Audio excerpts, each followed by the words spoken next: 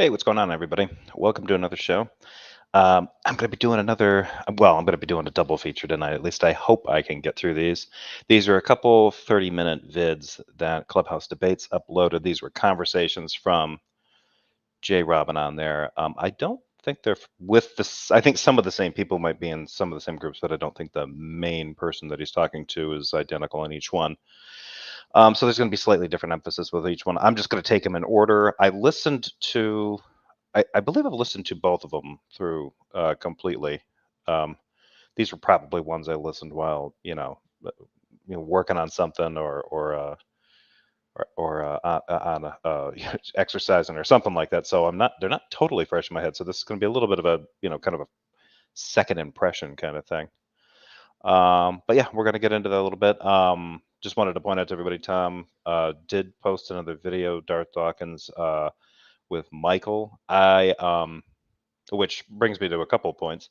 Michael from the Canadian Atheist, he and I have been doing a series every Saturday morning, going over a long conversation he had with JRobin a few weeks back, and we are supposed to do part 3 of that. We're not going to be doing that tomorrow because I believe he has prior commitments. I think he's going to be out of town. He's going to be doing some real world stuff, which sounds much more valuable and much more fun. So probably not going to get the next installment of that until next weekend or whenever we can figure out a time that works for the best for both of us. Is probably going to be like a Saturday the following week. So I figured, yeah, now is a good time to. I'm doing going through some older Darth vids to look for some flashback stuff. Did one of those. I wanted to catch up on these before they get too old, because if I remember correctly, there were a couple things in there that I thought were kind of interesting. And moving forward with that, oh, before I get too off track, I brought up the Michael thing because Michael was at some point in a Clubhouse conversation with Darth Dawkins, and that's what Tom Rabbit's video is about.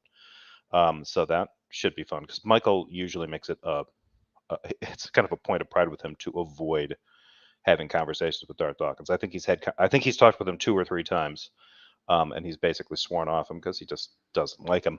And fair enough. Um, but yeah, with these two coming up here, I am planning on. I had a conversation.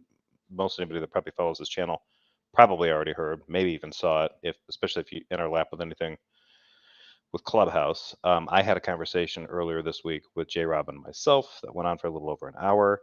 That I think a lot of people have been asking me if I was going to do like a video on it.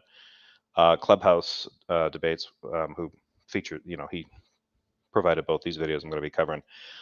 Reached out to me and asked me if I was going to be doing that, if I was going to be uploading them, and I hadn't really thought about just uploading it. But I have issues with OBS, so I wasn't able to do that. So he's actually done that. I think he's recorded it for me. And he was nice enough to send me the file. So I think I might end up doing that. I don't really like the idea of covering my own stuff because it kind of feels like, I don't know, I don't want to listen to the sound of my own voice. But at the same time, the more I thought about that, it sounds kind of selfish because I'll go over somebody else's video and kind of put them, not just the atheist, but also the theist, or not just the theist, but also the atheist kind of in the crosshairs.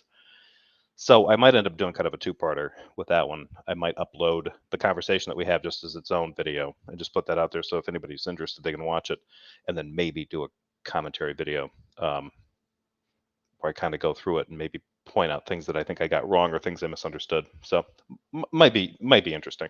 I'm still thinking about it, but anyway, thank you everybody for showing up. Everybody that's here live. It's a busy night. A bunch of people are going live. A bunch of stuff is going on. There's a lot of stuff. So I appreciate the fact that you're watching me live because you got a lot of choices of stuff going on right now, it looks like. But let's get into this. Usual rules apply. If sound's not working, if I screw up, yell at me in the live chat, all that good stuff. I will try to do my best to keep track of the live chat while I'm watching this. And then, yeah, other than that, same things go. I'm not going to speed this one up yet because, JRobin, when he has these conversations, I think he's usually pretty caffeinated. These are some early morning ones for him. And yeah, speeding them up makes them a little too speedy. So playing these ones at regular speed. But yeah, let me know if there are any volume issues or anything like that are going on. So let's make sure that I shrink myself. All right, let's get going. I'll address this question now before I start. Does Jefferson actually look like Brick Tom? I probably will. I need larger glasses. I would probably need larger teeth because that guy's got like kind of big teeth, like a toothy grin. But I don't have that guy's hair. Um, Alan Ford maybe mostly bald now. Maybe he has less hair than I do. But as of that movie, uh, and actually when that movie came out, I had a lot more hair than he did then. But who knows? Who knows? But no, I don't think I really look like him. Or do I? I don't know. It's not important. Right now, I've still got like a winter beard going on. I don't know who I look like. I'm starting to kind of look like Ron Swanson from Parks and Recreation after he spent some time hiding out in a cabin.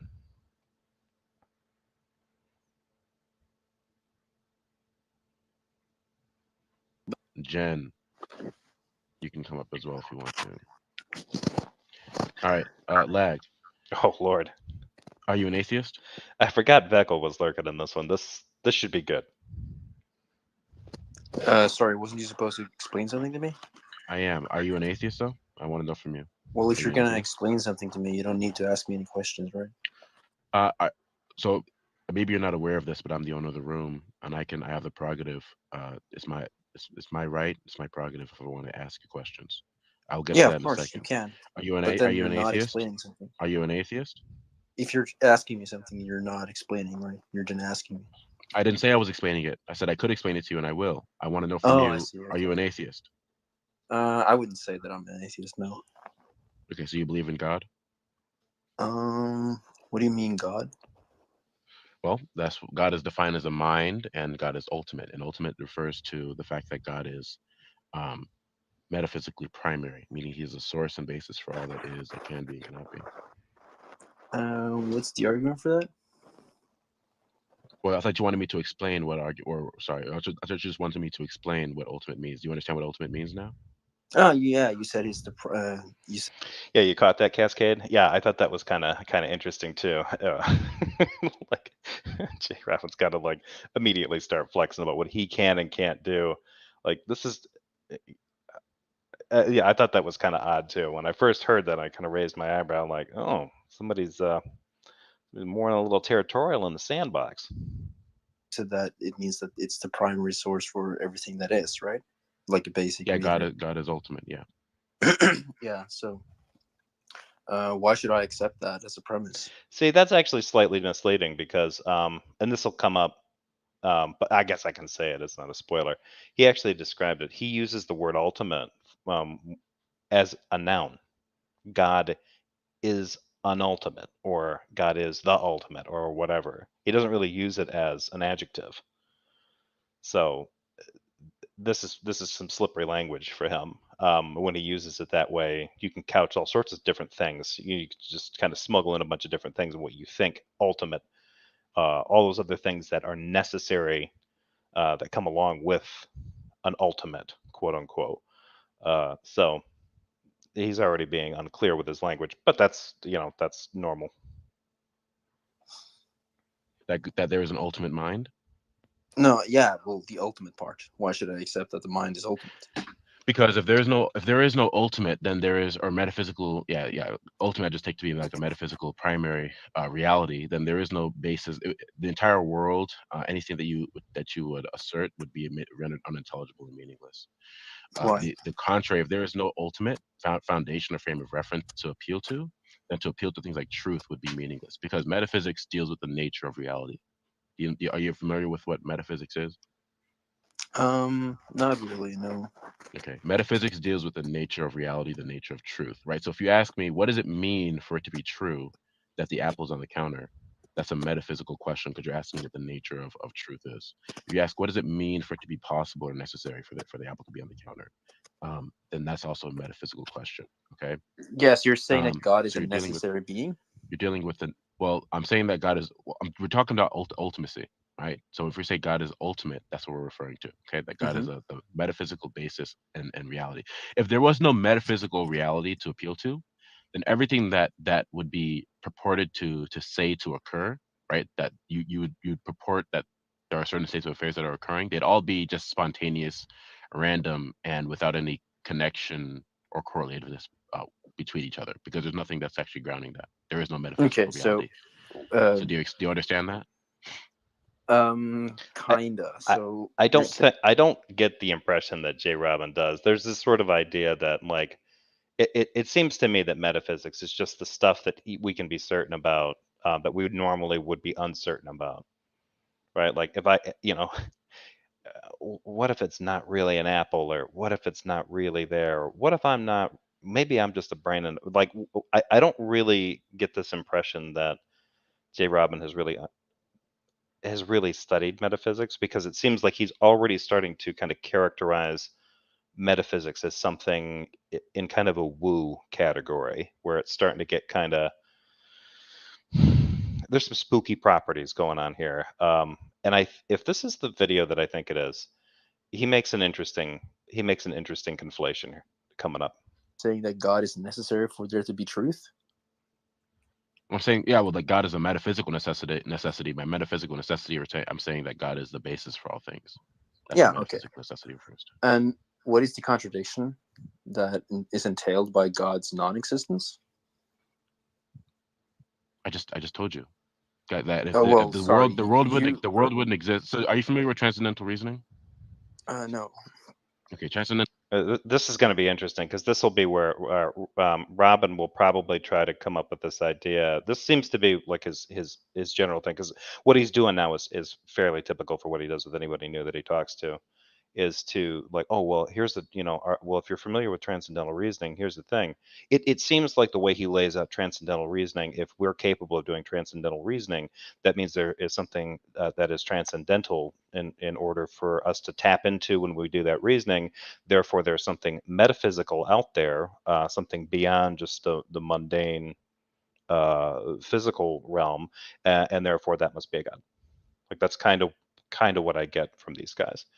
And it seems a little odd to me that you would go with, like, a transcendental argument for God is a little bit different than like a precept argument. And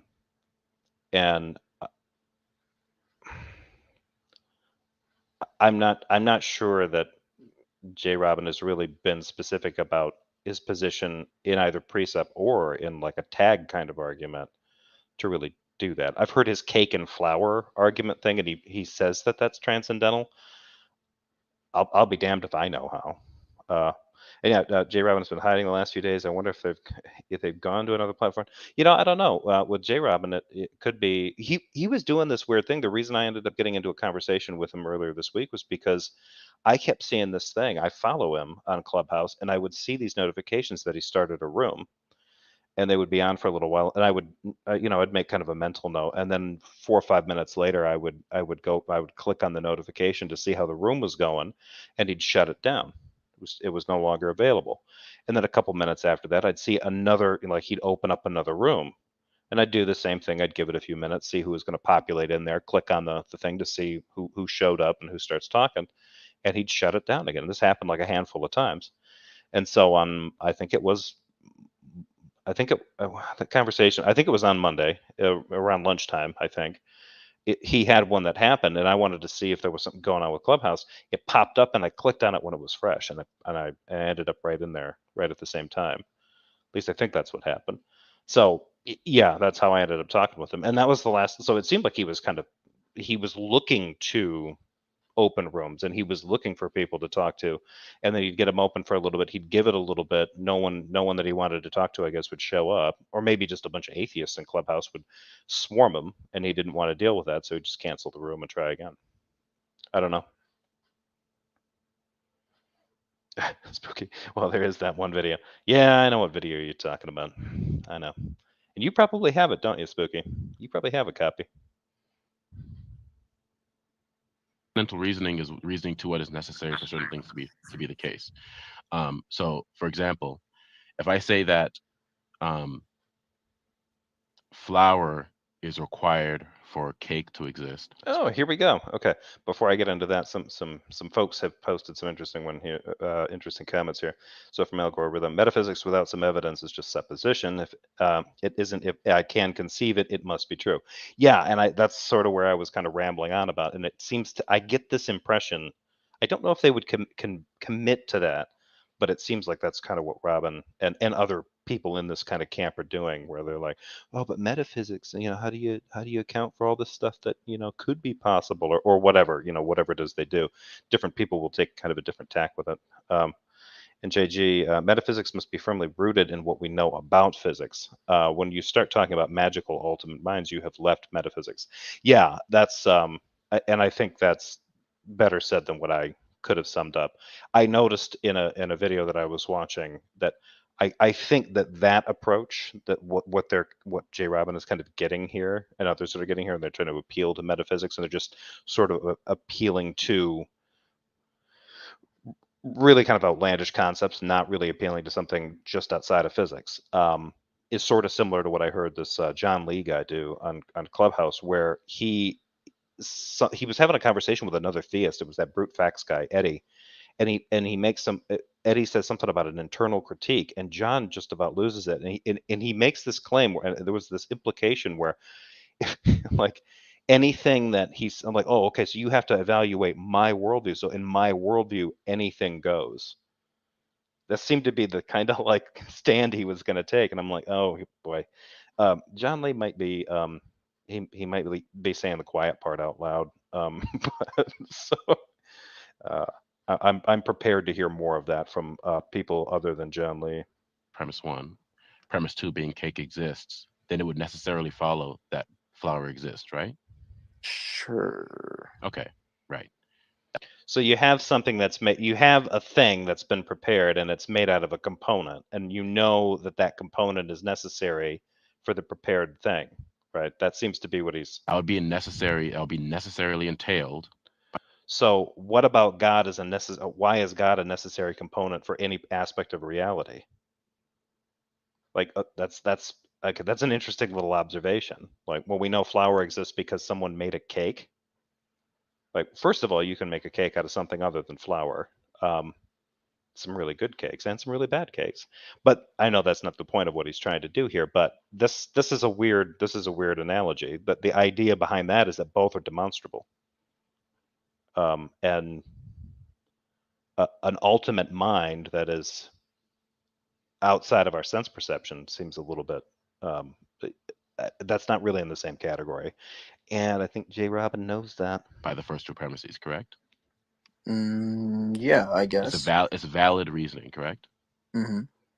So if I say that God is required for intelligibility, for rationality, for knowledge, okay, and that we have knowledge, therefore Mm-hmm. God exists and that God is ultimate, then that would Mm-hmm. be necessarily entailed, correct? True. Okay. It would So it would be a valid argument, but it would not be sound necessarily. well, I'm asking you if it's that's what I'm asking you. It's a valid argument, right? We'll get to the Yeah, soundness in a if I second, accept but if if I accept the premise, sure, okay, it's valid.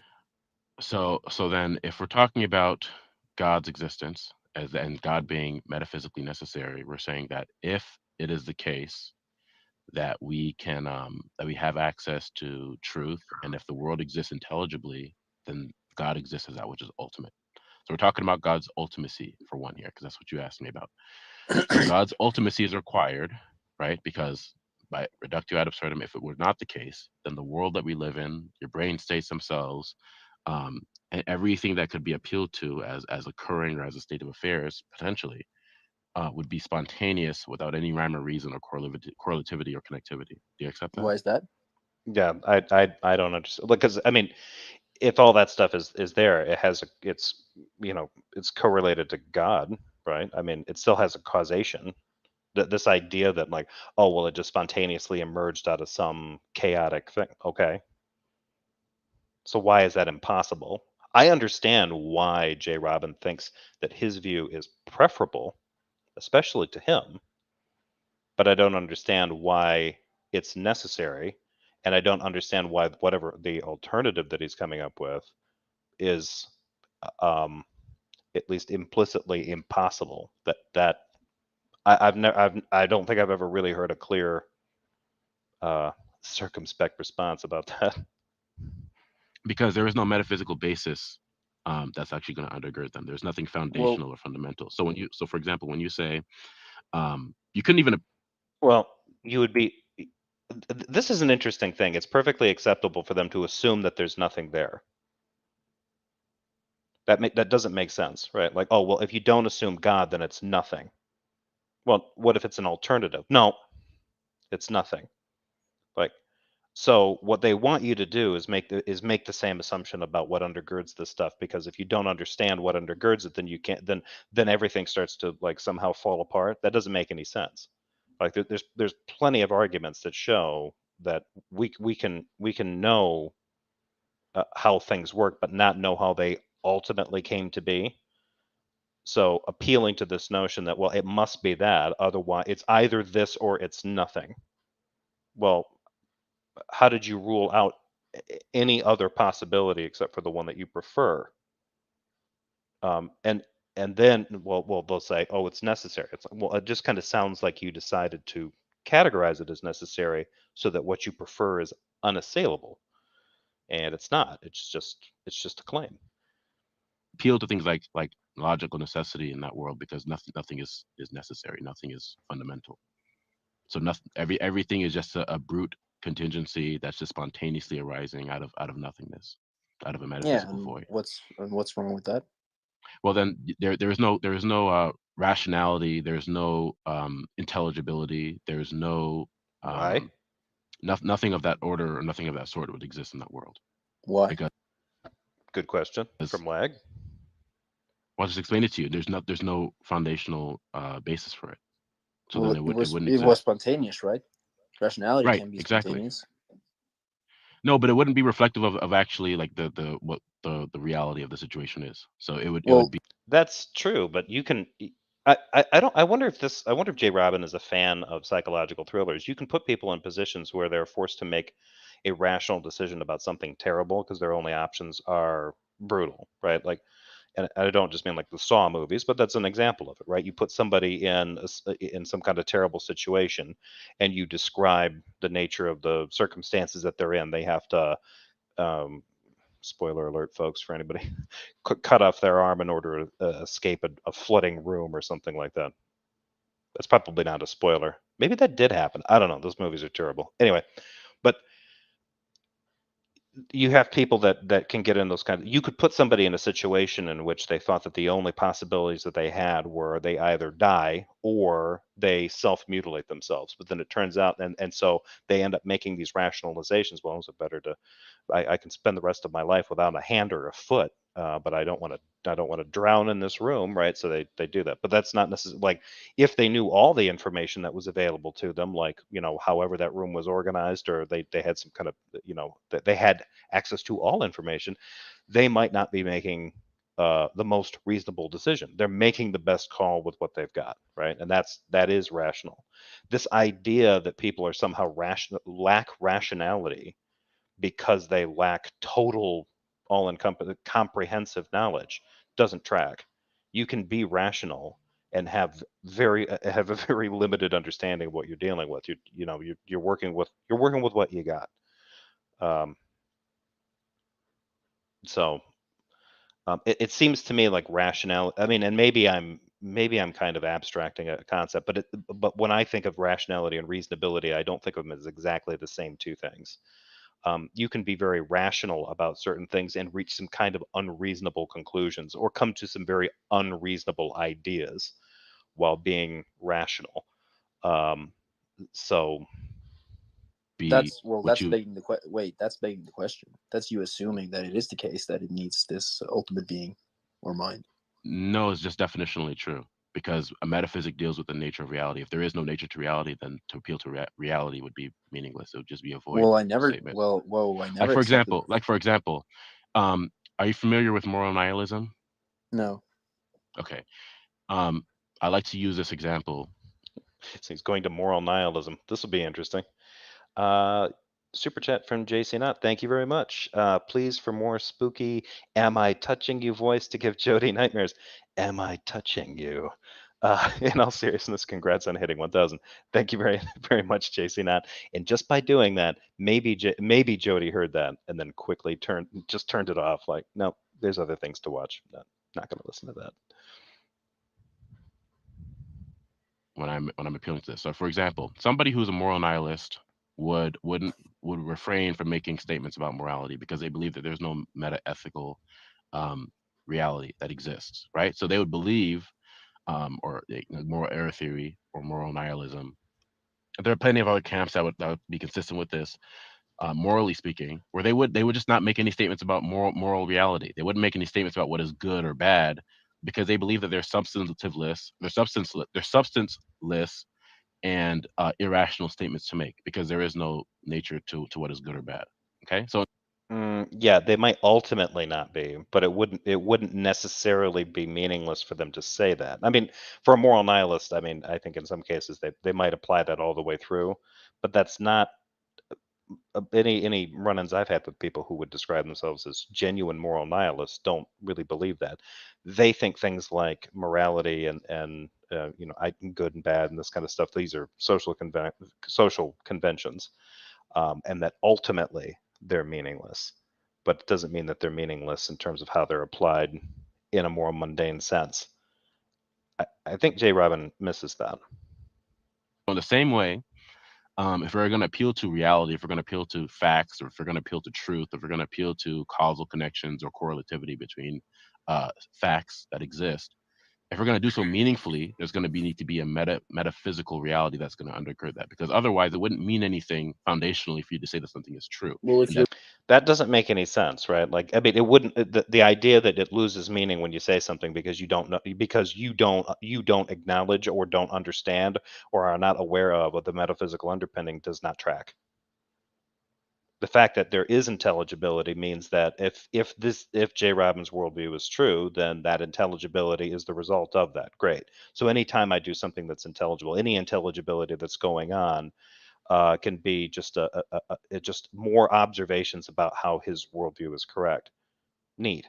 But that's that this idea that, like, oh well, we've got this person running around claiming that that's not the case, and I just want to make you know that really, if you think about it, if that really were the case, you wouldn't be able to make those kinds of claims, and you wouldn't have those opinions. Nothing would be intelligible to you. Like, no, it wouldn't. That's not how that works. That's not the entailment that you think it is. Alpha K91. Thank you for the super sticker.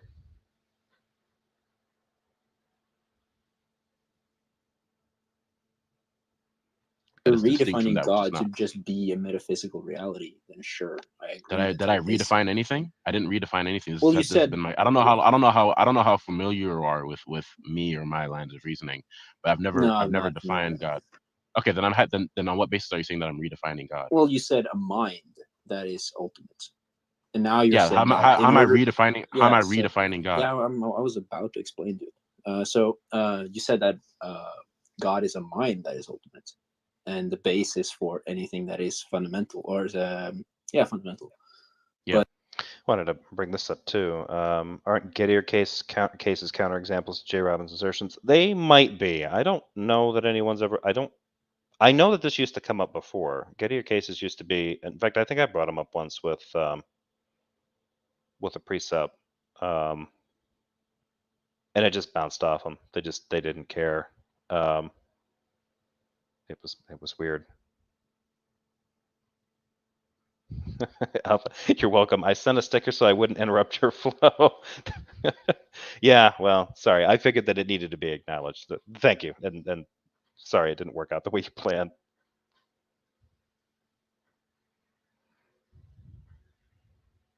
But now you were talking about whether or not this is that the fundamentalness itself is there in the first place. What's the grounding for Yeah. God? How did I redefine God? Oh, this is going to get a little heated. Pipeline audio. This particular Clubhouse room, you can see it in the vid. Well, maybe you can't, depending on how it's displayed in my video. But it's called Worldviews in Conflict. I believe Darth Dawkins set that up. If he's got you blocked in any way, if you're on Clubhouse already and he's got you blocked, you might not be able to join it. But that's the one that I usually see these guys start. It's always Darth Dawkins, JRobin, and Tone.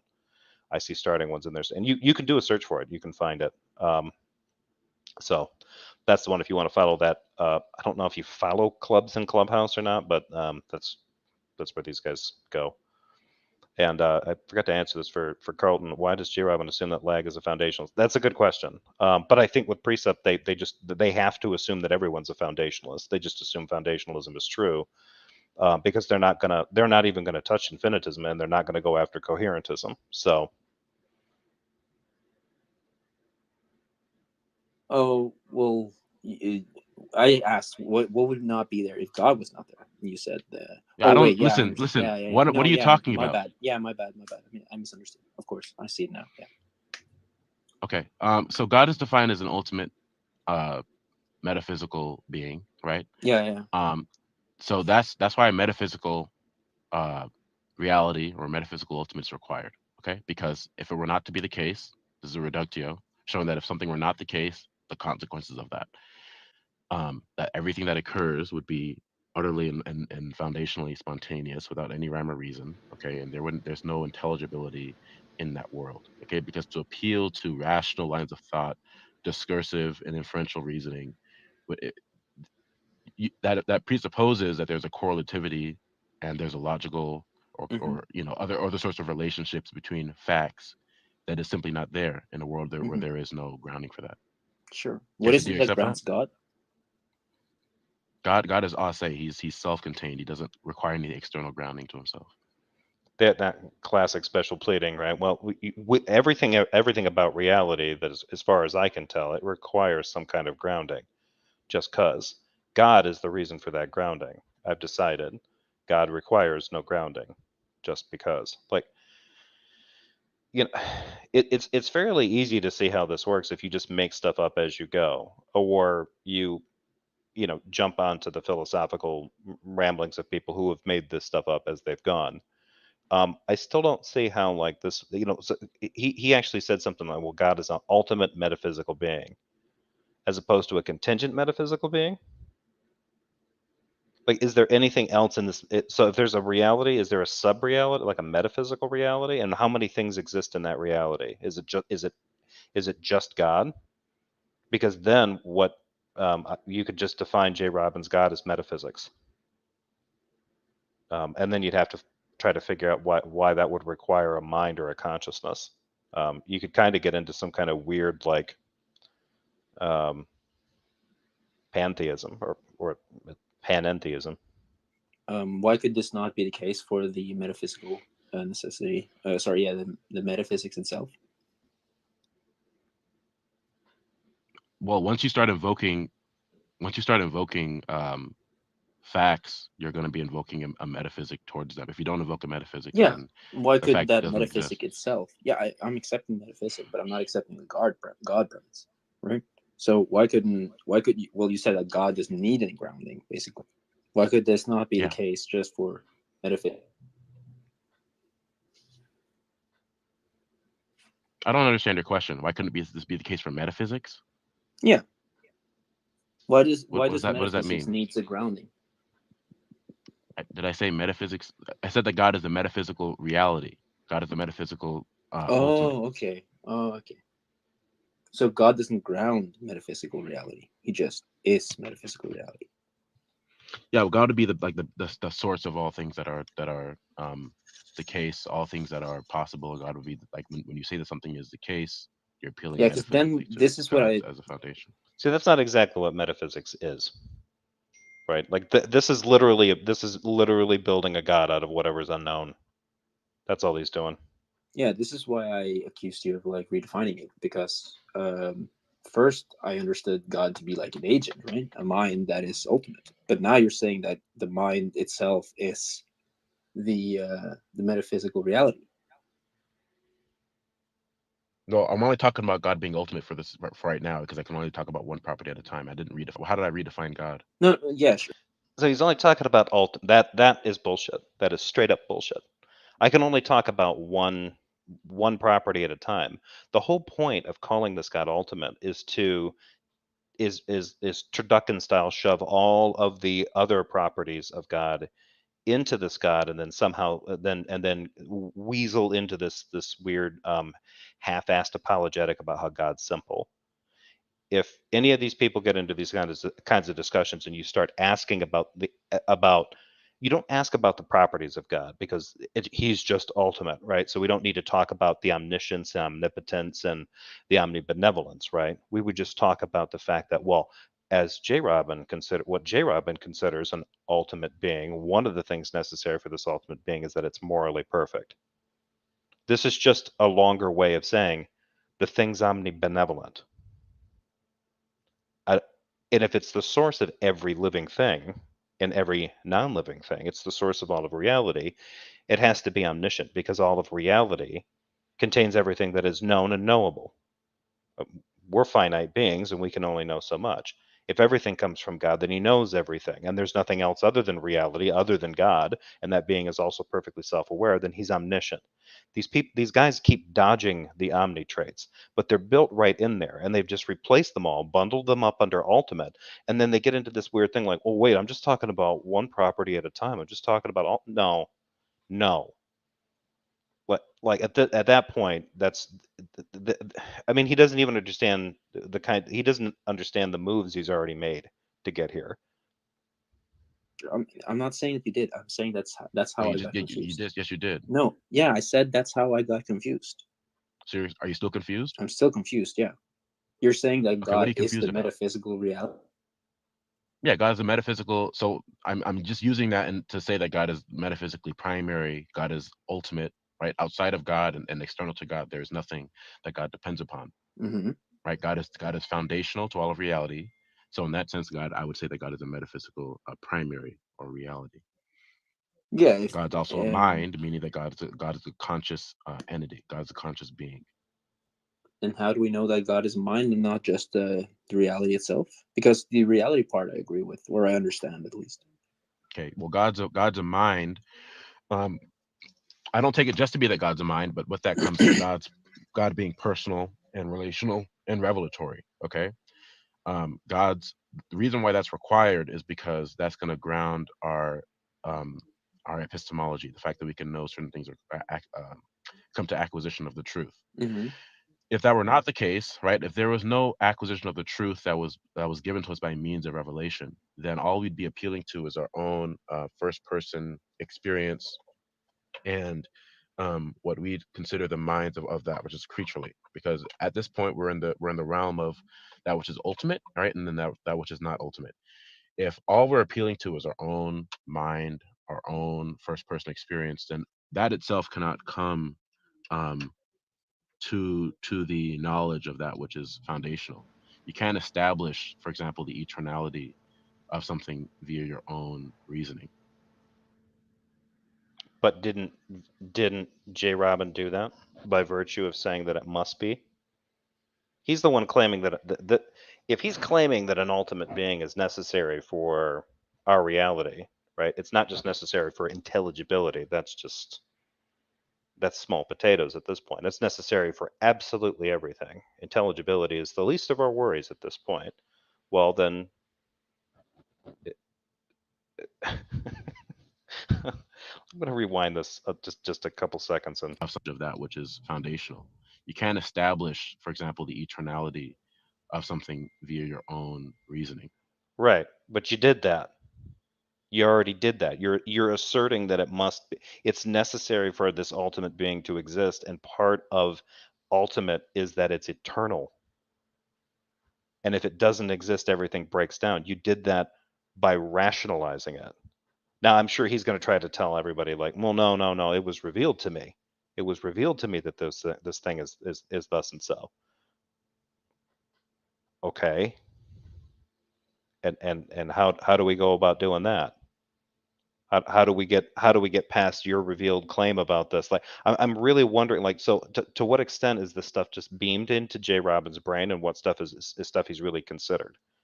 Because if we can't reach the conclusion, like, I understand that we can't epistemologically verify the eternality of a thing, but this idea that we can't reach some conclusion about it, at least hypothetically or theoretically, that's weird. You can't Wait, you establish that can't. via your Wait, what was own that? You can't first. establish eternality through reasoning, your own reasoning. No, not through your own first person experience. No, Oh wait, yeah, not not purely first because of person that. experience, sure. But this defies its theology because you can be revealed. That can be revealed to you. And if it can be revealed to you, God would have to be revealing something to you that was outside either your subjective experience or your senses. Because other how would you how do you, and then if that's the case, if that's somehow like you're just what is it just a tickling failing like, oh, I feel comfortable knowing that God is the foundation for all things. How is any of this? None of this is tracking for me at all. But you can. Well, I'm saying reasoning divorced from that which is ultimate, right? Because I said that in this world, you're not relying on God being revelatory. You're relying purely and solely on your own first person experience and the reasoning that's derived. Man, this comment makes I'm currently making the ultimate bacon, egg, and cheese biscuits. Damn it. Damn it. But yeah, I like this one. Odin, you cannot have a metaphysical being. Winnie the Pooh and Batman are metaphysical beings. Right. Yeah. They kind of go beyond our physical reality. Somebody whoop, conjured them up in their head. From that, not off of any revelation of God. And because of that, then to establish anything as the case, to establish anything as true, to appeal to your potential or purported acquisition of truth would be baseless, because you have no basis metaphysically to that you can assert that anything is. Would you say that there is an impossibility that uh, God does not exist as a mind? Yes, in the world that we exist in the world where there is knowledge, and yeah, in the world where there is acquisition of truth, in the world where there is we have a basis for rationality and intelligibility. Yes, and I've just demonstrated that. I He just demonstrated what? I'm going to shatter house fat. From the Stanford Encyclopedia of Philosophy. It may also be that there is no internal unity to metaphysics. Perhaps there is no such thing as metaphysics, or at least nothing that deserves to be called a science, or a study, or a discipline. Yeah. I demonstrated that God is Well, the necessary precondition for rationality, for knowledge. No, you didn't. You didn't do that. You insist that God is the necessary precondition for all of reality, and therefore we can't make sense of anything without God. That doesn't really follow. It's completely jumping the gun, right? Like, oh, well, here's the thing. You can trust me to tell you the truth. I know what's right and wrong, and I know what's fact and fiction because I acknowledge that God is the ultimate foundation for reality, without which we would just not exist. So I'm right and you're wrong. There, I've demonstrated how truth and knowledge work. Like, no, you haven't. Like, I'm really struggling to figure out where these guys, if they're claiming to be into tag or they're into presup, where they're, because almost all of them end up derailing at this point. They all end up getting this entailment from this goofy internet born theology where they can make claims. Well, they're just religious claims, I guess. But the fact that they're just couching religious claims in some kind of physics and saying, "Oh, what's my creed, my religious creed, it's also a valid and sound syllogism." Sorry for doubling up valid and sound. Somewhere, somebody who's been into really a philosophy bro just clawed at their own face a little bit there. For intelligibility, etc. well, yeah, but sure, but only the metaphysical part, not the mind part. That's why I Well, asked. I'm You now think? establishing. So that's why I've told you that if God's a mind, right, Mhm. and I don't take it just that God is just conscious, right, but that's a prerequisite for God being revelatory, right, and God being relational. Um, those things are going to be required if we're going to establish our epistemology, which is our acquisition of truth or knowledge. Okay, Why? there is no. Did you not understand what I said? You said that God's relational. God's gonna have to be relational in order for us to have Yes. knowledge. Relational or revelatory. Revelatory requires God being relational, and God being relational requires God being some sort of a mind, a conscious being. Like rocks are not Yeah, relational. what? So now he's already. So these are things that were beyond ultimate, right? But not necessarily, right? If ultimate is a grab bag term and shoved into that as things like revelational and personal and relational and all those other kind of crap, then okay. That's how JRobin will justify this. All these other things, well, because if I'm going to call something ultimate, then it has to have these things in order for it. But notice what's going on here, right? It's not just that, well, okay, this God has to exist, otherwise you can't know stuff. It's also this God has to be revelational, otherwise you can't know stuff. It has to be personal, otherwise you can't know stuff. It has to be like stop emphasizing that. You ding dongs talking about this have gotten this completely wrong. If your God's not right, if your worldview is correct and somebody X'd out your God somehow, first of all, that would be impossible. But if that God ceased to be, everything would cease to be. So stop talking about intelligibility like, you atheists just don't understand how shaky a grasp we have on this thing called reason. Like, knock that crap off. But now you see this thing here with JRobin smuggling in all these little traits automatically, right? And he's gonna completely chicken out on any kind of commitment to these things being separate properties. He's just going to say, well, the reason I think God has to have those things is because that's what makes something ultimate. Cool. Before you just wanted to deal with its ultimate and a mind and said that was one property and I can only deal with one property at a time. But now all these things, his revelational nature, his relational nature, his personal nature, his thinking nature, all of these other things are necessary in order for the ultimate thing to be.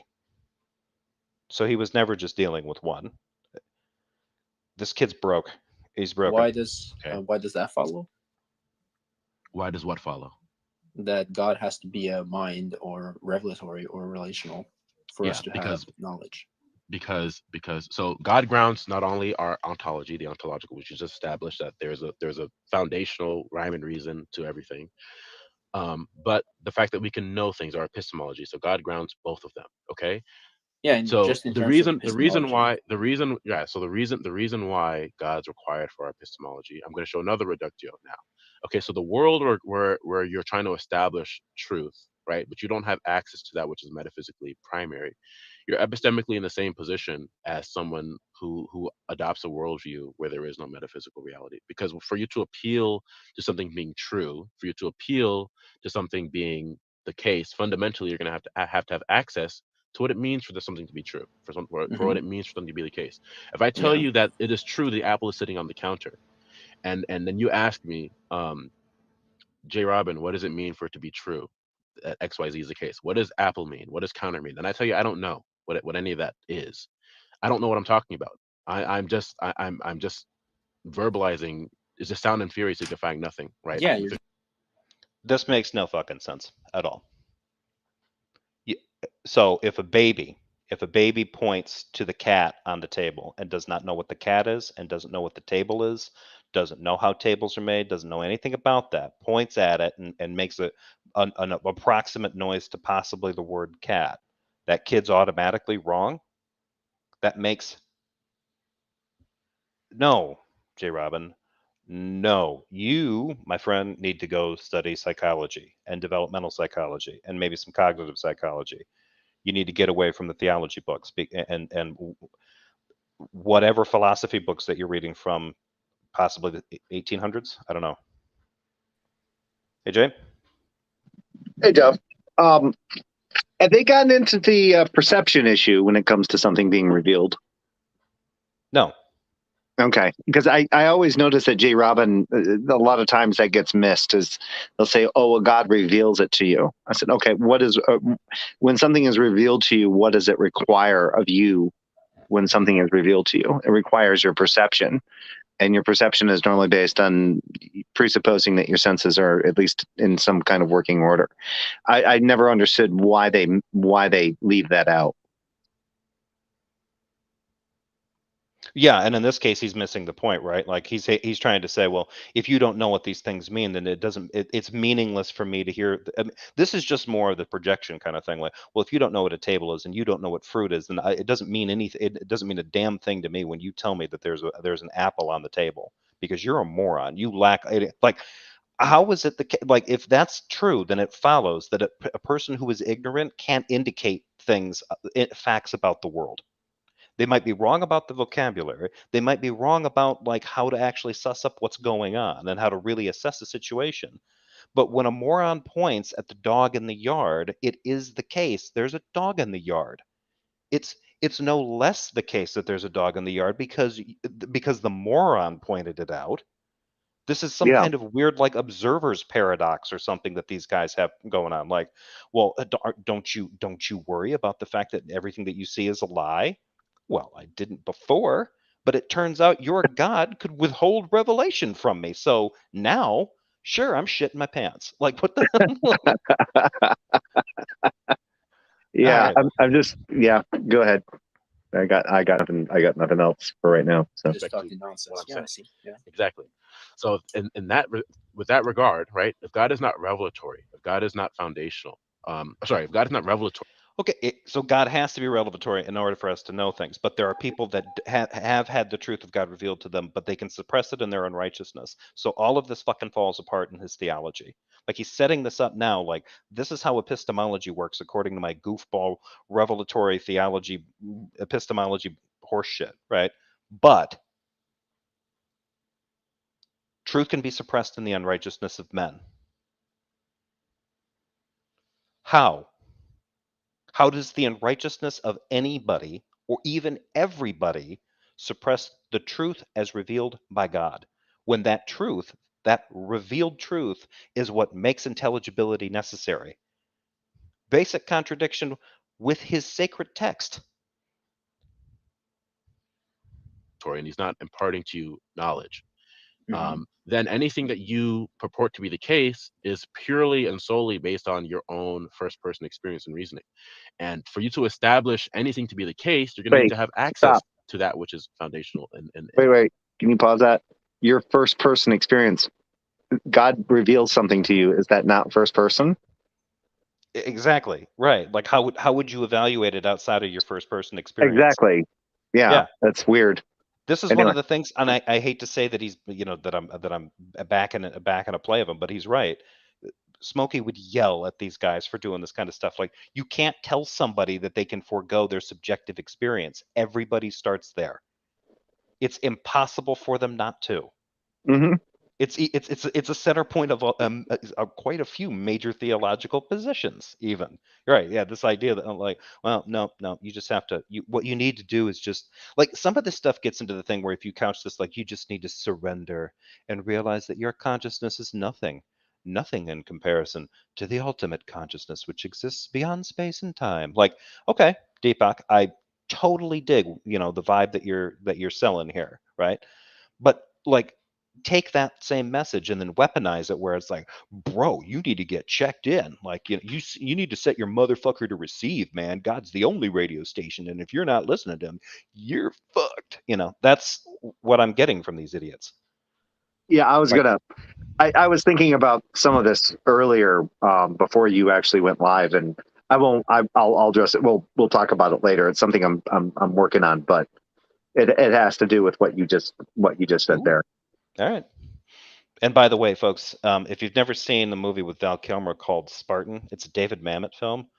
Watch it. I've been trying to work in one of his weird ass lines into every one of my videos. And set your motherfucker to receive is one of the weirder lines from any of his movies. Watch it. It's odd. That is a weird movie. Yeah, he's like pointing a finger at somebody. You need to set your motherfucker to receive. I'm like, who says that? But I'll be damned if it's not. I still enjoy it. And Val Kilmer, I swear, is the only person that can say it that and kind of sound cool. So I apologize to all my listeners, because I'm pretty sure when I say it, I sound like an idiot. So apologies. Watch Spartan, folks. Here we go. Yeah. and ultimate. Okay. But the problem is you can't establish that anything is foundational and ultimate. Okay, that's not possible for you to establish. For example, we just talked about God being eternal. right? Mhm. I can't How do you, establish or God anything being ultimate? foundational. I take Right. eternality to be an entailment of God being ultimate. If you're establishing things Did foundational you from hear it, that? Did you wait, hear what he just admitted to it right there? Like, well, I'm taking that eternality is an entailment of God being ultimate. Cool. So again, like I guess I'm struggling to understand. So when you said like, oh, I can only deal with one of God's property, right now I'm just dealing with the ultimate part, like the ultimate part where, and all this other stuff is entailed by the ultimacy. yeah, yeah. There's actually, it's interesting because in that definition of God being a mind, God being ultimate, God being that which instantiates what is possible and impossible, three of those things, one of those things is not a category. Ultimate can be a category of things, right? That is, what are the categories that are entailed by using the term ultimate? And then the category of things that are possible and the category of things that are impossible. Because if Jesus walks on water and everybody says, well, that's a miracle because everybody knows that it's impossible for human beings to walk on water the way Jesus did, then God, even though God instantiates the impossible and instantiates the possible, he's able to suspend the impossible to allow certain individuals to make the impossible possible. Mm-hmm. Does that make any sense or no? I'm just kind of. okay. I did. It did. This distracted me a little bit. I got to be honest. AJ says with the right edibles, you can evaluate from the second person. Yeah, that's probably true, AJ. with enough edibles, you could probably do it from a fifth or sixth person.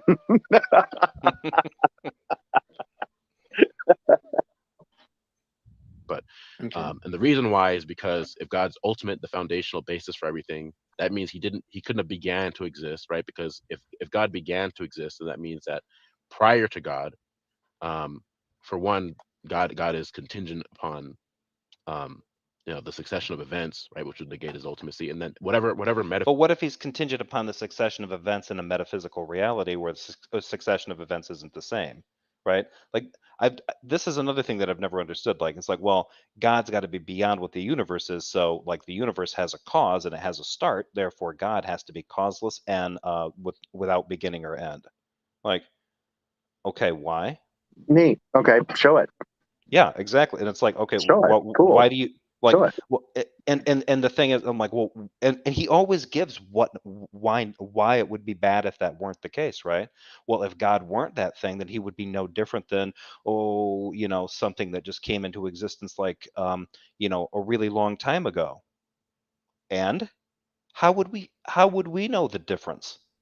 How would that make that being any less powerful for us? Or how would it make it be, how would that make it something not worthy of worship? Like this is, I mean, at this point, it's just as like really like wishful Well, thinking. I, Like I would just like to point out the fact that, and this is something that I thought about as well, is that there's the idea that obviously these guys are Christians and they hold to the idea that Yahweh is the one true God, right? So if basically the one true God, the one true God that's being posited there in the Bible seems to act in a way that's in accordance with that particular God. There's really no clear demonstration of that particular deity in the Bible, other than just by gleaning what it is throughout the Old Testament and into the New Testament. But if those are the minimum, if that's the minimum requirements, the mind, ultimate, that which instantiates impossible and what is possible, then how do you now make the determination between another God that you just assume to hold to those same traits? well, they no, Being a false God. they'll just go back and appeal. Well, it can only be one. There can only be one ultimate. Darth Well, does that all the time. sure, but how do they determine if you have multiple false gods and you're saying that this is the one true God? How? But these other multiple gods seem to also maintain the same traits as being a mind, being ultimate, being that which instantiates what's possible and impossible. How do they? I guess it's kind of like a Descartes demon kind of thought exercise where you have to try to determine the difference between the false God and the one true God. Well, if you're trying to determine between multiple deities, then what you fail to understand is that the true God is revealed to us all. You don't have to do any kind of So where did the rationalizing. false gods come from? Well, that's from people trying to decide for themselves or trying to rationalize different things. Is that done? But Even though rationality isn't possible without God. God gives how us could they do that rationality. if That's how we everything that? have it. But then we can rationalize the existence of gods other than the God that we're supposed to just accept upon revelation, which apparently is something that is required for reality and the intelligibility of it, but can be suppressed through acts of human unrighteousness somehow. I think that basically gets us caught up to where JRobin's theology is at this point. Except for what Jack points out here. JRobin accepts an infinite regress by defining God as never having a beginning. Yeah, the only way that JRobin would say that he's not engaging, he's not invoking an infinite regress, is that the reality that God lives in is different. Somehow. Okay, so God isn't a reality unto himself. I think no. Earlier in the video, he basically kind of said that that's what he is. Because this God, lag guy kind of asked him, he's like, so you're saying he is metaphysical reality? And then JRobin says, yeah, he's the foundation for all things. That's what it said. Like JRobin lately has basically, like in his attempt to dig into the theological notion of a God as simple, divine simplicity, he's basically just decided that anything unexplainable is metaphysics, and that is God. okay, not to sound behind the times, but has anyone asked him how he's a foundation for all things? Because it's necessary. That's what he's going to say. Okay, that doesn't really explain anything, but okay. Yeah, no, you'll see. I'll leave it alone. I'll leave it alone. Physical reality existed prior to God would then negate God being ultimate as that which is metaphysically primary. So I just take it that God But being ultimate or God being eternal is an entailment. this is not addressing the objection that I'm raising, right? Or like, sorry, Well, the question. we are. I'm addressing it. Well, I have to make a side point of God being eternal because, and it's not the only attribute, right? God being revelatory and all that kind of thing. So when we're talking about God being eternal or God being ultimate, there's no way for you to establish that as a first person creature, right? Could you establish that anything at all is eternal? I don't know. I don't think so. Okay. Well, then on what basis could you say that anything is a metaphysical primary or metaphysical necessity if you can first establish that it's eternal? How would you even say that something is like, so the idea of dealing with metaphysics is dealing with something that's sort of like first causes, the sort of undergirdings of everything.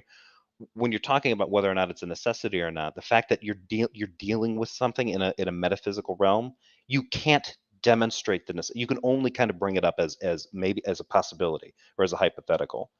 This stuff that JRobin is talking about, like, well, metaphysics, you need something metaphysical in order to make something in the here and now possible. So it's like, I think he's just saying that metaphysical equals supernatural, and that supernatural realm makes this natural realm, the realm of the mundane, work. And if you try to tell me that whatever is powering this reality is something other than the supernatural, which I guess equals God, which equals metaphysics, then you're wrong. But the problem with this now is that his God is starting to branch off in a million different directions. Like this metaphysical thing that's just sort of the undergirding of everything could literally be something pantheistic. Or you could do some kind of panentheism thing, right?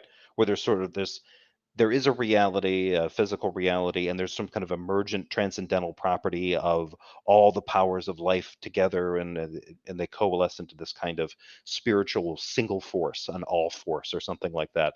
And that thing has some, maybe a little bit of consciousness going on, or something like that. Like, I don't know why somebody couldn't just kind of take a bunch of mushrooms and get into that position and get along perfectly with JRobin.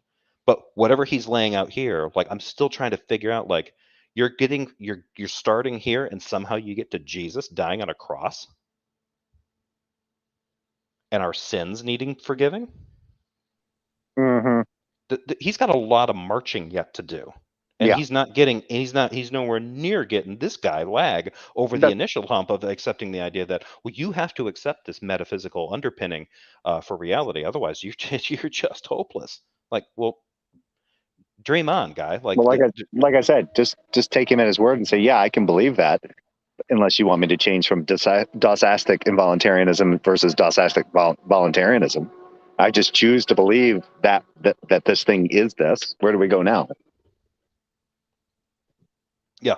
I mean, is that what he wants me to do? Because I mean, everything is based on the fact that I'm denying it. I know it's true that God exists. I'm just denying it. But So I'm how does he? automatically a liar. But yeah, but you know what he's going to end up having to do if he ended up having some kind of Deepak guy that jumped in here and was like, "No, I totally agree with you." There is something metaphysic that grounds all of this kind of stuff, and our consciousnesses are linked to that central consciousness. That's part of what makes our experiences uniform in a way. That's what gives it some coherence. That's why we have these instincts and these intuitions about a life beyond, and premonitions and dreams and connections with people in the here and now and the past and the future. Blah blah blah blah blah. Somebody could just sit there and just peddle all this kind of woo, and then JRobin would be like, no, no, no, no, no, no, no, no, no. You're just a hippie witch doctor type. Like, you need that, all that stuff that needs to be Jesus. Like, it's complete paganistic, superstitious nonsense to him. But if you rephrase it a little bit, repackage it up a little bit, and it originates within the mind of God, all of a sudden it's Oof, it lag. worked. Lag is supposed to just swallow that pap whole. Like, all right. And if he doesn't, well, look out, bro, because if you don't understand, like, and here's the other thing too. If this revelation and all this kind of stuff is necessary and it's inevitable and it's what undergirds everything, and yet we can do things that can screw that up to the point where our souls deserve eternal damnation, eternal conscious torment. Why? How is eternal conscious torment justified from this being, which is the metaphysical foundation for everything? And if it's the metaphysical foundation of everything, that means it's hell too. God is the foundation for reality, which means he created all of it, which means he is reality, which means he's also the afterlife too. God is heaven, God is hell, he is reality, he is good, he is evil. So he's all these contradictory things too. Way to go, JRobin. Way to go. He gets the IP Because if to it's not eternal, then it's not the metaphysical award. reality or metaphysical necessity. Why is that? I just went over it. If No, wait. the metaphysical reality is going to be outside of things like time and outside of things like it would be like metaphysically necessary, right? It would be the source and basis of all things. And so the Wait, He's metaphysical special reality. pleading for another God state of contingent on the laws affair. of logic? Yeah. Yeah, he's just saying we can know these things for certain because He's categorizing. Yeah, he's categorizing metaphysical as being the precursor to the physical, and that metaphysical can exist without actually being a precursor to the physical. At least I think that's what he's saying. it Even might. though, I don't even though, think he thinks that's what he's doing. Consider what he said okay, earlier though about like it not we can't arrive to some of this stuff rationally. We couldn't have arrived to this. And yet here he's actually saying like, no, the only reason that you can understand this, he's trying to tell Lag that he needs to understand that in order he's to be able appealed to to his make these reason. kinds of, yeah, if you're going to appeal to your reason, you have to understand that your reason comes from the source outside of reality, physical reality. It comes from this metaphysic. How does he ground that? How does he say that's not reality though? But no, but that's he's actually telling this kid to think. He's telling him, you couldn't do that. But you need to assume it. Like it wouldn't make any difference if he assumed it or not. It has absolutely no power over your thinking whatsoever. JRobin hasn't actually demonstrated what, like these guys try to demonstrate that if you don't do this, then intelligibility falls apart. But they've never been able to show that that's even possible. Well, the thing, you can use a rock, and a rock defies that. You don't have to. You don't have to have intelligibility of a rock for a rock to be a rock. There's nothing about states of affairs that require the intelligibility of any agent for states of affairs to be states of affairs. Well, right? that's the problem, though. That's where the conflation of ontology and epistemology come in. Okay. That's where that's why I don't understand this observer first kind of thing. Like, right? Like there is actually a piece of fruit, an apple, on a table, right? But somebody comes up to you and tells you there's an apple on the table. according to JRobin, if that person doesn't understand what those words mean, is lacking a grounded understanding of that stuff, nothing that he said could make any sense at all. Like, but the grounding of the apple on the table is the apple is from understanding the concept of the particular tree that produces that particular fruit. Those concepts and categories are mental, and they're communicating something actual about the reality around them. Is it an illusion? Maybe. Is it an illusion we share? Do we both see the same thing? Yep. Then we're sharing the same reality, and it corresponds to that experience. Okay. Yeah. So at least to that point, it's like that's grounded at least, right? But that's not good enough for that. Well, no, there could be one person out there that sees what's really there. It's not an apple. It's a holy hand grenade or something. I don't know. I don't know what this. Yeah, I don't know what he's the doing. holy hand grenade of Antioch. Yeah. Use on demonic bunny. No. Okay, so God is God is God would be God can do consistent with- illogical things. No. So let me put it this way. God is not contingent upon the laws of logic in the sense that the laws of logic are external to God and God depends upon them for his actuality or anything like that. The Mhm. laws of logic are reflections of who God is. Mm-hmm. So Okay. God can do illogical things, right? No. God cannot do illogical things. God cannot violate his own himself. Stop. That would mean he's contingent on logic. Right. It's not just a subjective thing to God. Logic isn't just a subjective thing in the sense that it's, it comes from God. But I mean, yeah, even if it's something that God has conceptualized metaphysically, and that comports with him, that doesn't mean that he can't violate that, right? It's the same thing that we do. It's the same thing that they're basically telling us that what atheists are doing. They're violating reason by denying the truth in unrighteousness. I think Jack Burton's made a comment here that you completely agree with. These guys don't just think minds precede brains; they think thoughts precede reality. Yeah. I think Jack's got a good point there. Yep. Because So God would be the laws of God would be. So I hold also that like divine simplicity. So God is the thing that he conforms to. So I can say that God, this is always to me always is weird. Like it just so happens that God conforms to that logic. But imagine how weird that is, right?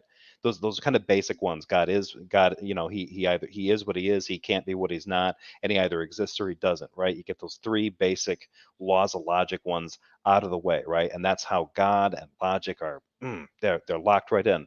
But consider that for that argument or that kind of concept when they're talking about reality, right? We live in space time, and in order for God to be the creator of space time, he has to be outside of space and time. But in order for logic to be logical, God is logical. God conforms to that same logic. Like, okay, so why is it the case that in that case, like, no, well, God is, and he's not God, and he either exists or he doesn't. So he has to conform within that because that's part of his nature. Okay, but the one thing that's also part of his nature, and that's necessary in order for logic to quote unquote be grounded, not just assumed. But then looking at creation, creation requires him to be categorically different, completely categorically different from it. He can't be a thing within space and time in order to create space and time. And the reason they say that is because they don't want to say God is space and time. But these wankers are saying that God is logic.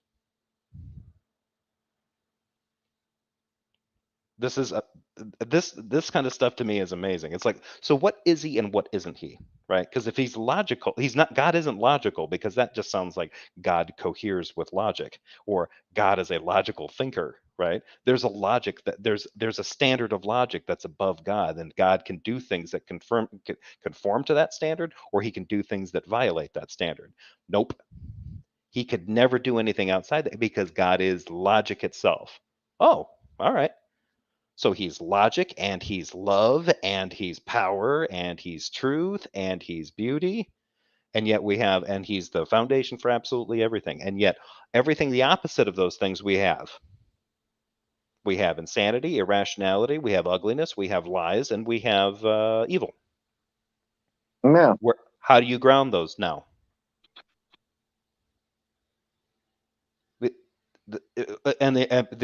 what they'll do is like, well, God is the light, and those things are the absence of His light. Yeah, no, no, no, no. You said everything. Will the absence of the Everything. light, would the absence of the light necessarily be that which is But impossible? Or, I mean, but you can't have the absence of a God if God is omnipresent. If He's ultimate, oh, he yeah, can't that's fail right. to be anywhere. He has to be everywhere. So And he appealing has to to this, know like, everything, so he would know exactly right, what's going to entail, what's going to be entailed by his creation.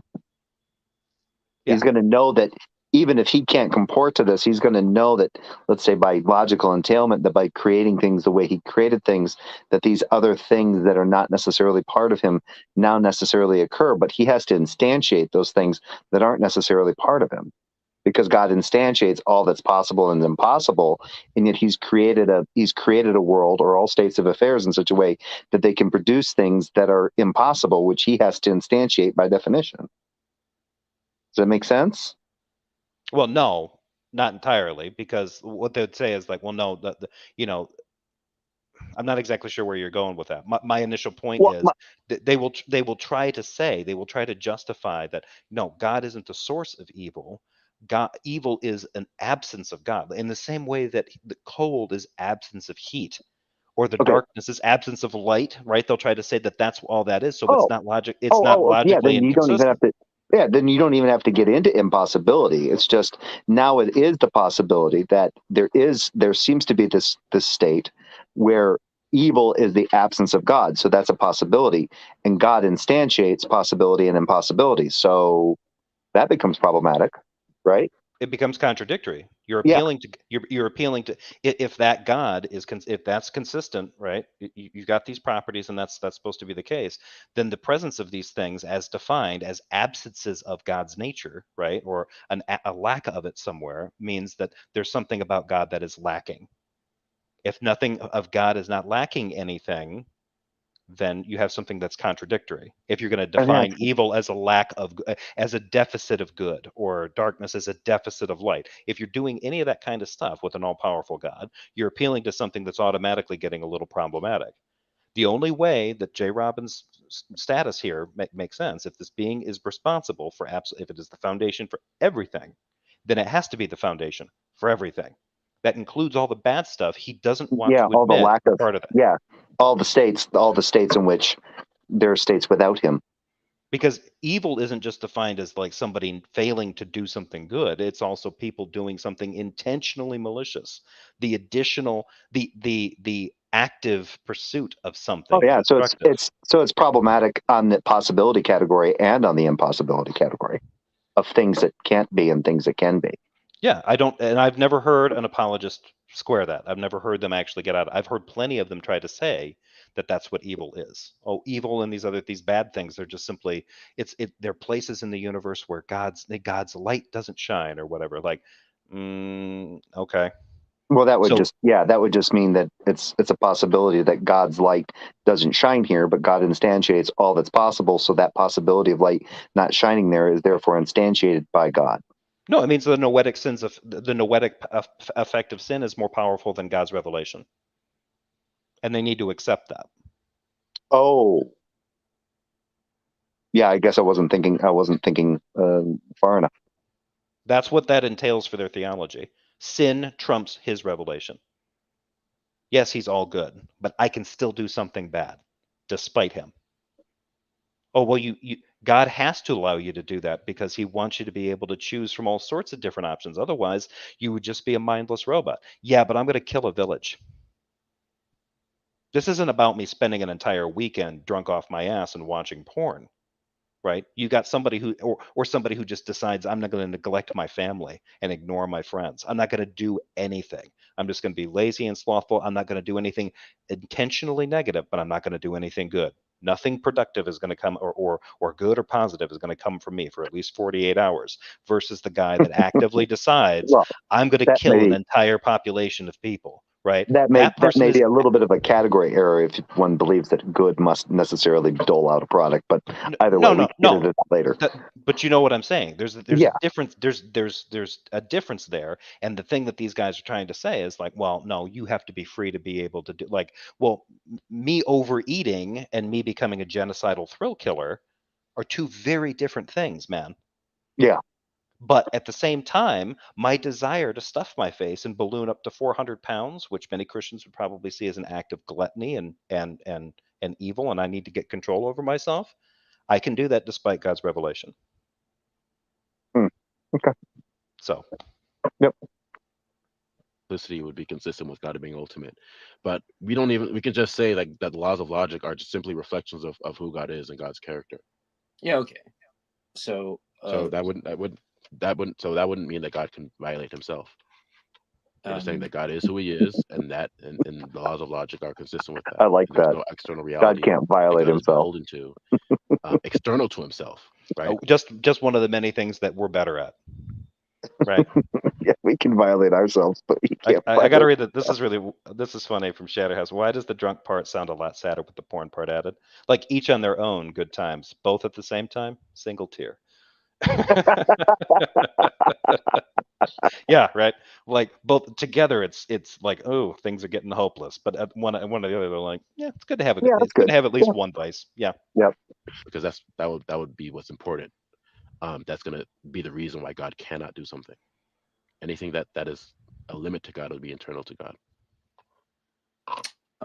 Sure. So, okay. You're So saying God that being God a mind. cannot... So let's Wait, establish God being. take note of that. I want to take note of that. Sure. Sure. I like that JRobin can talk for that long, and then get that reaction out of a listener, and then hurriedly start on his other, his next preaching, right? Like he's not Well, talking. you gotta keep the appointment short, Jeff. You gotta keep the appointment short. Next. A mind first, okay? And then we can get to the other peripheral issues, because really all that's required to be a theist is to adopt that God is. Okay, so God being a mind is going to require that there is some sort of revelation, or God. I'll just say God being revelatory. I think that entails a mind, that God's personal for the reasons stated earlier. But we just established as a first person agent that's not possible for us to do, because for one, we're contingent, for one, we're finite. Okay, all of us are finite creatures, so there's no way for us to establish that something existed without presupposing it eternally. Okay, that's not within our okay, so how do you do that? Well, something. Why is presuppose? Why is that even remotely necessary? Yeah. Still isn't like, oh, but that's what we have to do. No, you don't. This is literally like saying, well, in order to make sense of the world, you need a narrative, and without a narrative, everything just descends into chaos. Like people use a lot rhetorical structures like this to justify stupid things like noble lies and stuff. The people need a narrative to build themselves around. Everyone needs a great a great facade or something like this kind of stuff. This seems like that's all he's doing here. Well, without the story, if you don't understand what the real point of everything is, then everything that you do, everything else that you're doing is pointless. Like, okay, if JRobin is correct in that, wouldn't it be even more important for that particular God's revelation to be very precise, to let us know, all of us know specific, like why is one aspect of sin the capacity to block out the thing that makes reality necessary? Like that has nothing to do with Christianity. In Christianity, the people that are rejecting Christianity know there's a God. In Paul's day and age, everyone knew there was a God. That's the point of those writings.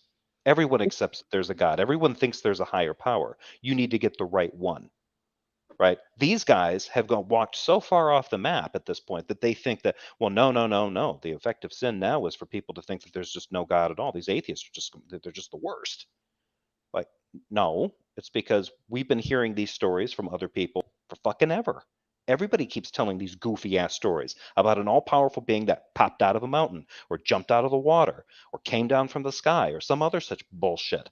And everybody that says that, everybody that usually invokes one of those characters, wants something from you. Normally money, or a bride, or a position of power, right? Or a retirement plan. God knows what what it's going to be. Sow the seed today. Help my ministry. Whoever they are, we've all encountered this kind of stuff, and for him to be this like completely blinkered about it, like it's absolutely necessary for people to they have to pick a story. They have to get the right story. Otherwise, everything that follows from there is just bullshit. Like I don't know how this guy. I don't know how he greets every day without just descending into one giant panic attack. Other than, well, Well, I think we're maybe seeing he how he does. deals. I think we are seeing how he deals with it. I gotta hang on. Thank you for the super chat, AJ. A donation to the Teach JRobin Logic Fund, and shamelessly opening the bidding war on Jeff's affections. I appreciate it.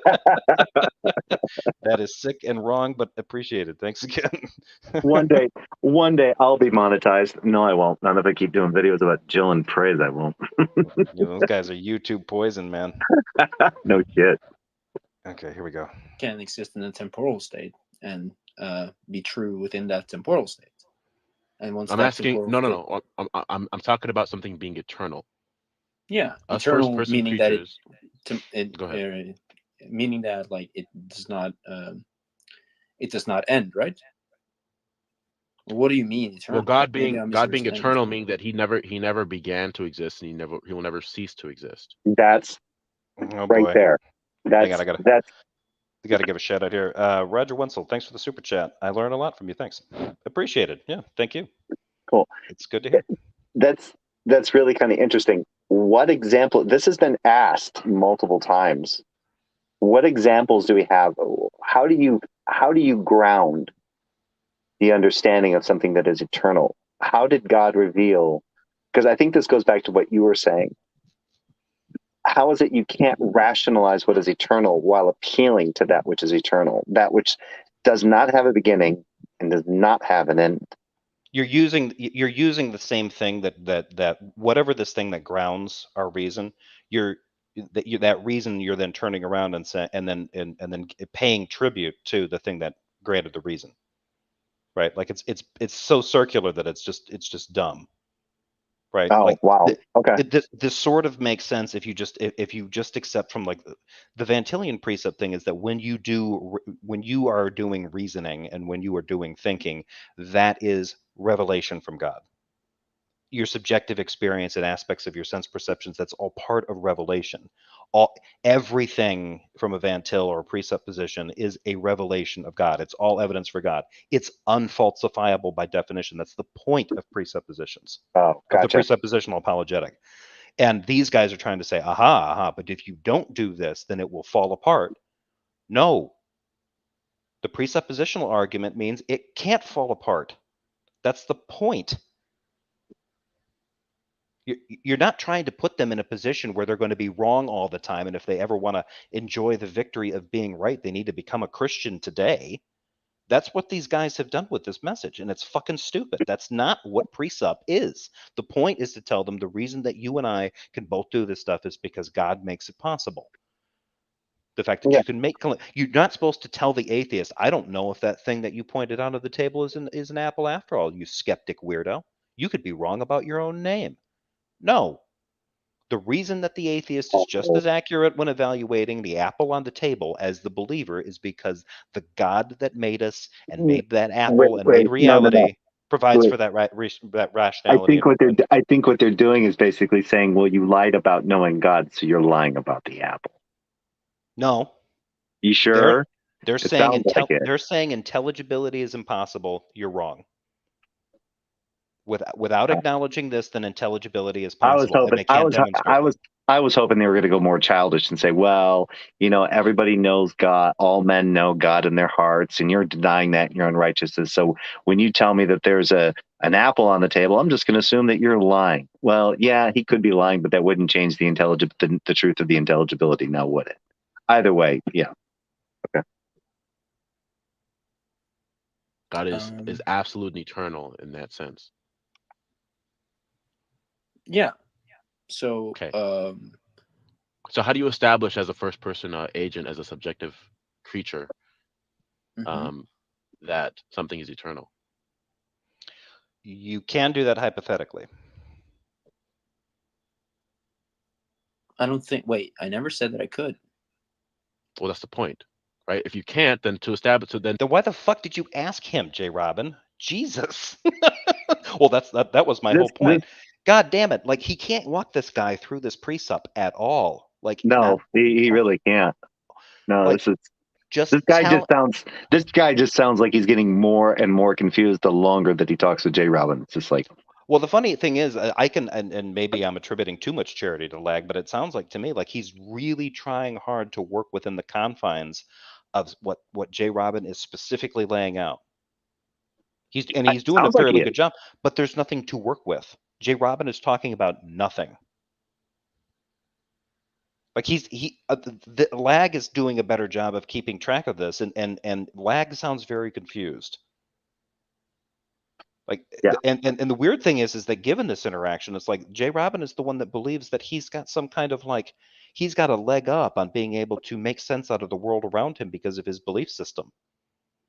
And I haven't heard him really make any coherent points in this conversation yet, other than to just sort of like some of the points that I've heard him make just kind of violate some theological things that he should probably, read up on. But yeah, this is I remember my impression of this one when I first heard it was just like, wow, this is really sloppy for him. Like, although I think he was actually sloppier about some of these definitions and stuff when I talked with him, and I probably didn't catch him on enough of them. Than to make the appeal to something being true Well, on the to be basis of fair, a I never said metaphysical. that I can't either. I just said that I never could. Okay, well, can you? I don't know. Okay, well, the point is that you can't. That's not something that us as finite creatures can do, What will be the because we're limited. contradiction? Because we're limited in our nature, right? We're finite creatures. Okay. Okay. We're finite creatures, so to establish anything before ourselves, we're contingent upon. We're just contingent, right? We're contingent upon that which is before us. So that would just be a limitation of our nature. Our nature. So what?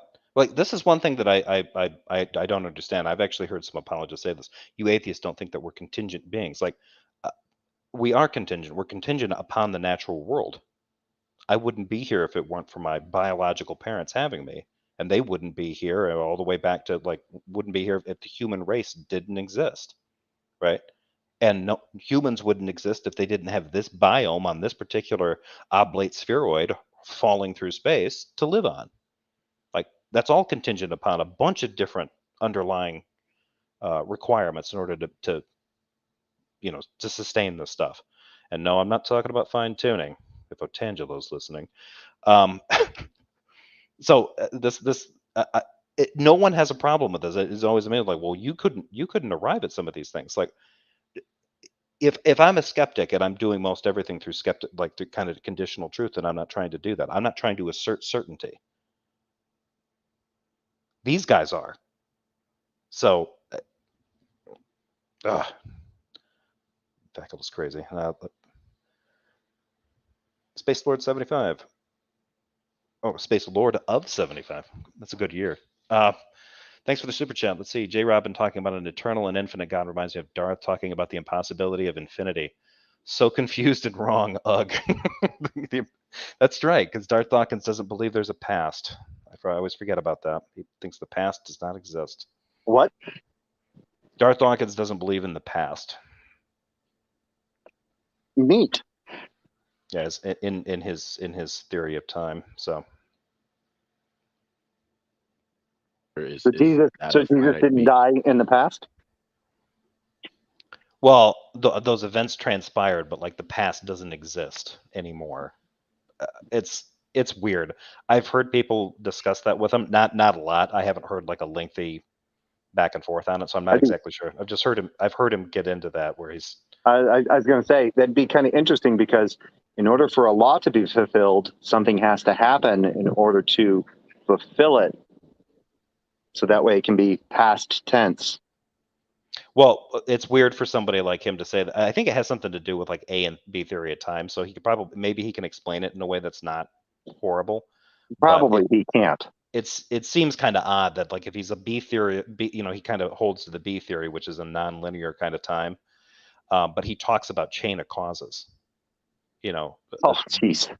And so it's like, okay, well, that sounds more like you're in kind of the A theory. It's stupid. I don't want to get into that. So let's Okay. Okay. let's I was just curious. one wackadoo at a time.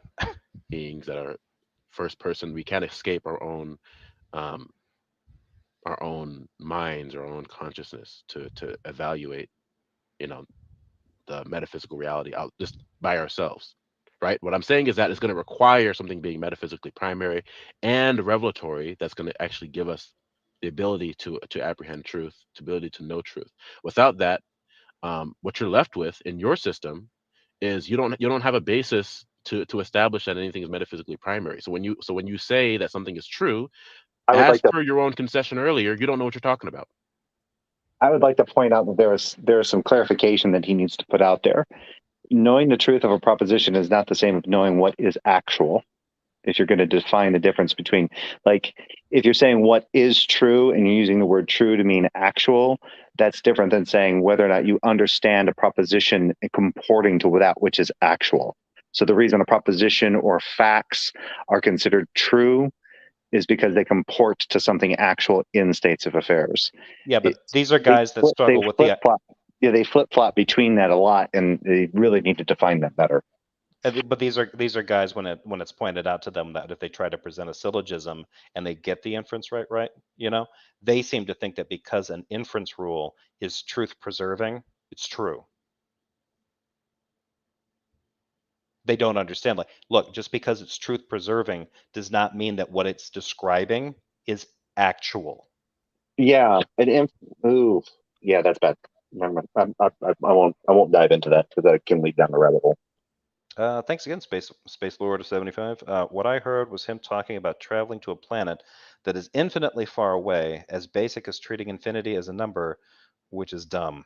Yeah, and the sad thing is that there's better work on the whole infinity thing out there.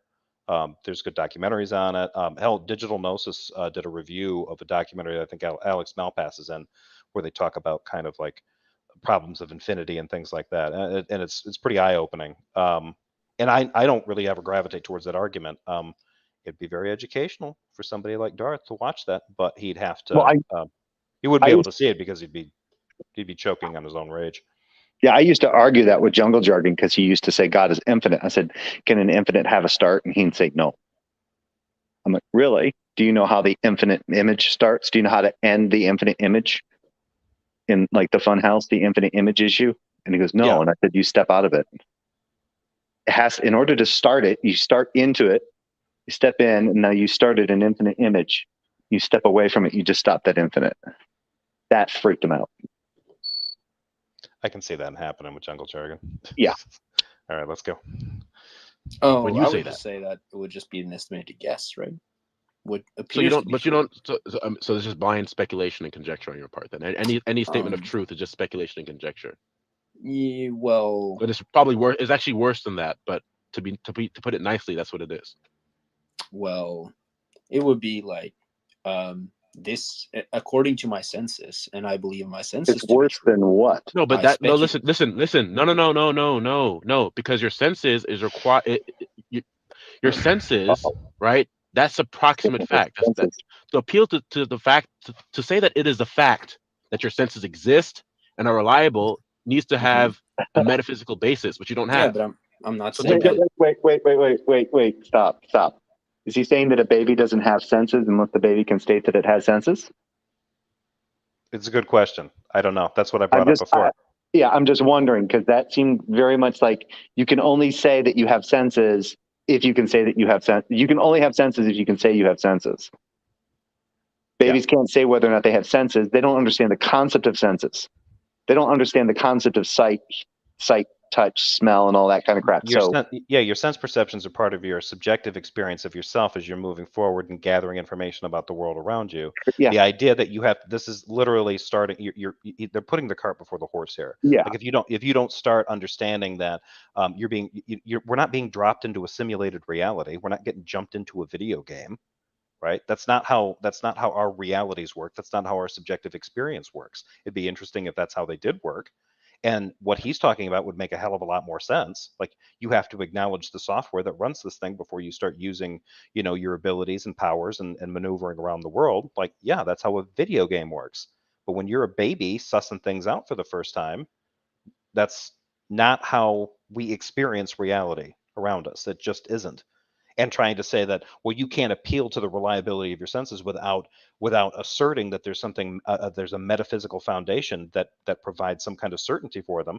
That's also bullshit. That's not necessary. They haven't shown why that is. Like, why would my senses become more? Here's the real thing to ask them too, because sinners still exist. People can still get things wrong. People can perceive things wrong. They can make observations. They can see things that aren't there.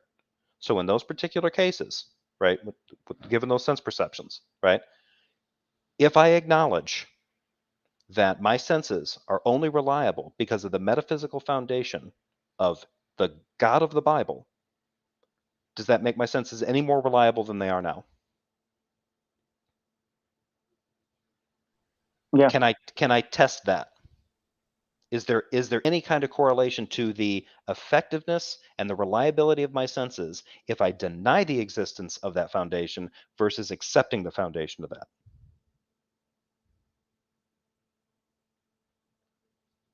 I don't think that JRobin has an answer for that. He's just going to insist, no, we have to have something, otherwise you're just appealing to things that go down rabbit holes and infinite possibilities and yeah, bonkers. Your senses don't mean anything.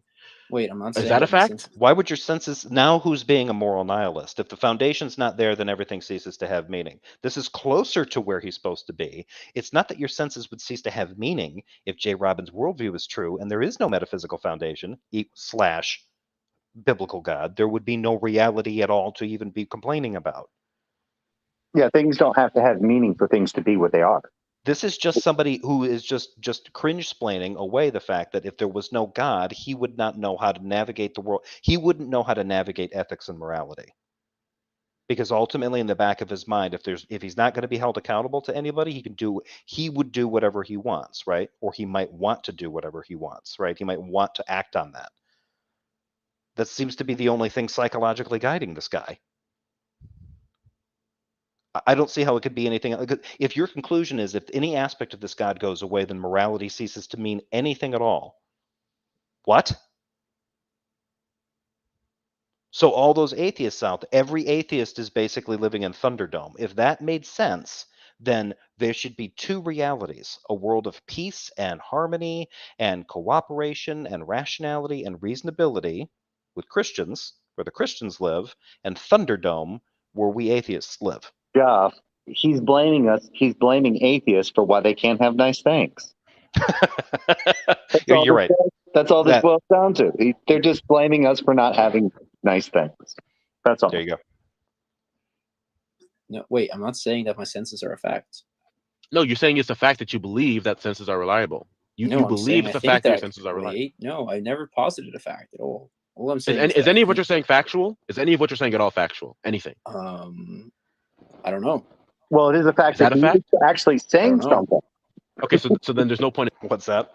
It is a fact that he is saying something. Yeah, it's a fact. Yeah, it's a fact that he is saying something. Whether or not you can understand it or not, whether or not it makes any sense or not, doesn't change the fact that it is a fact. Talking to you then, because you're not actually saying anything that has any basis in reality, right? Because if you take a fact to be something that is real, you don't know what you're talking about. That's what you're in. That's the quagmire that all atheists are in. I mean, you've just proven my point to me. Okay. Well, if you don't want to talk, I take that as. Well, you don't know anything. You don't know anything to be true. You're not actually making any truth statements. So why would I talk to someone who's not making? It's like me talking to. Now he's getting whiny. No. If he doesn't know anything to be true, then you can't blame him for denying God. Right. Oh, you dummy. Come on, JRobin. Stick to the fucking script, dude. You can't say that these people don't know anything to be true while accusing them of knowing what God is. God damn, son. Yeah, anytime JRobin does that, he gives every atheist a pass out of hell. Because if he's talking from if that's been revealed to him by the God of the Bible, and I can't know what truth is, then I can't accept his God or deny it with any reasonability.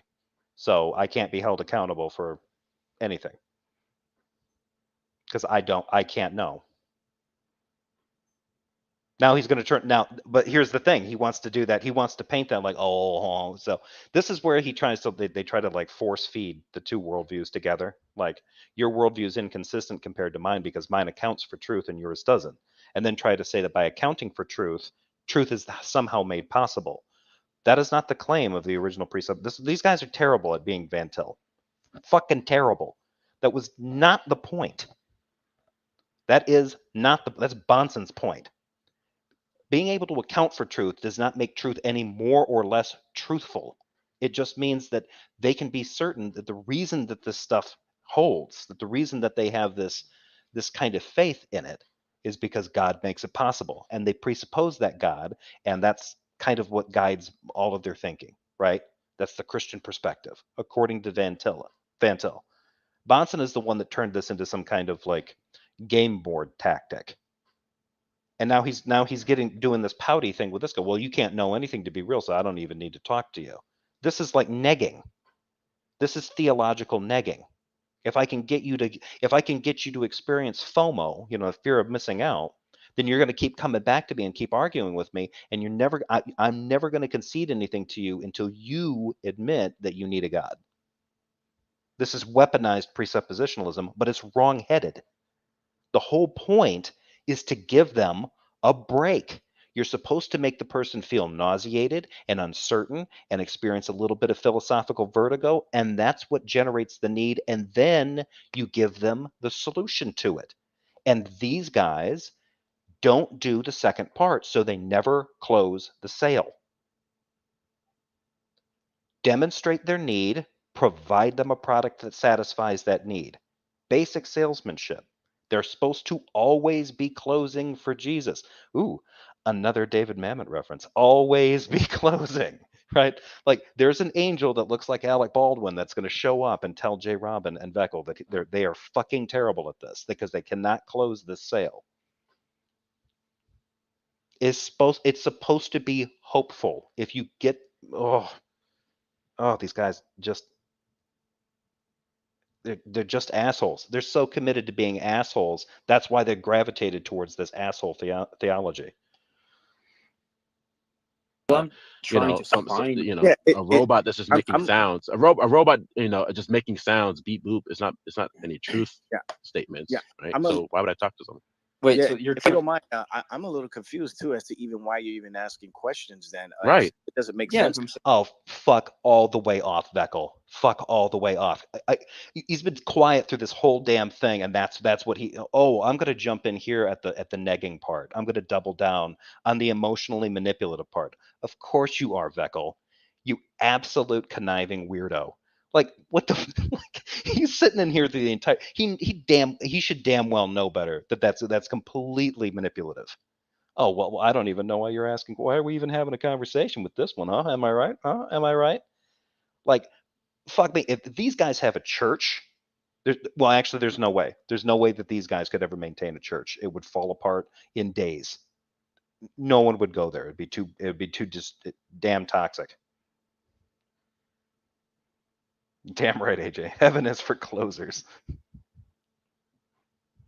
So, because I'm trying to find out. Hold on. Wait. Oh, Hold okay. on. Let me finish. Hold on. Let me finish. If you don't know anything, if you don't know facts exist or truth exists, why do you even ask questions for clarification then? Because nothing. Sorry. No, I'm just saying, and I'm trust me, man, I'm a complete layman here. I'm probably the worst at arguing philosophy in this entire room right now. But what you're saying doesn't make any sense to us, a layman like me. Is why you're asking questions. How can you say that you don't know if any facts are true or anything is true, but yet you're asking people questions? I don't recall him actually admitting to that. I think that JRobin pinned that on him, and you, Veckel, gullible as you are running with it. I'm gonna draw up an analogy. Just pretend that I'm a child, right? And I'm coming up to the grown-ups and asking like, what does 1 + 1 equals? And then the grown-up says too, right? No, you're equivocating because we're not Okay. talking about What proximate facts. We're would be the talking sin about of the your behavior? metaphysical. Well, we're talking about the metaphysical reality, the nature of what it even means to be a fact that Yeah. 1 + 1 = 2. Okay, Mhm, you I don't have know. a basis Yeah, to assume anything like that. Okay, you wait. don't have a Okay, basis to assume anything cool. like that. But no, wait. What you misunderstood the analogy then, because you are claiming that you have truth, that you understand truth. Correct. But and then I'm asking, how can you know? And then you're saying, without this, we couldn't know anything. And I would just say that, well, maybe you don't know anything. And then you're saying, well, then there's no point talking to you.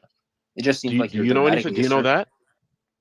No, I said it seems. Yeah, when you've gotten to this point with JRobin, this is where you tell him to go.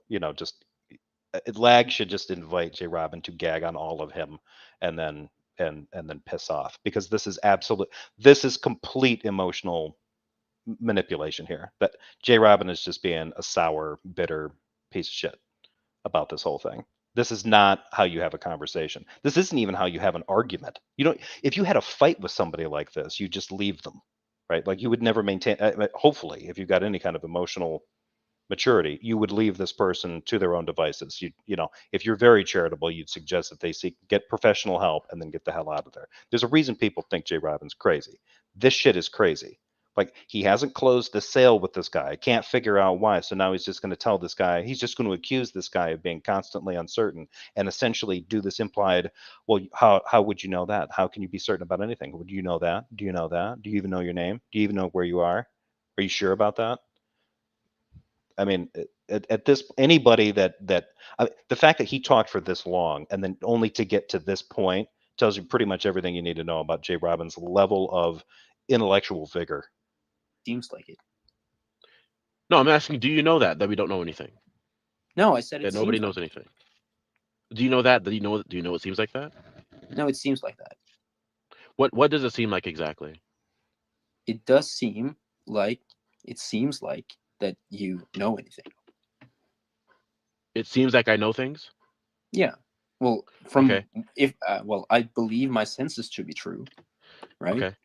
And my And senses. on what basis are you saying that you can know things to be true? If you don't have access to that which is metaphysically primary, that's actually revealing things to be true, on what basis can you say that you know anything at all?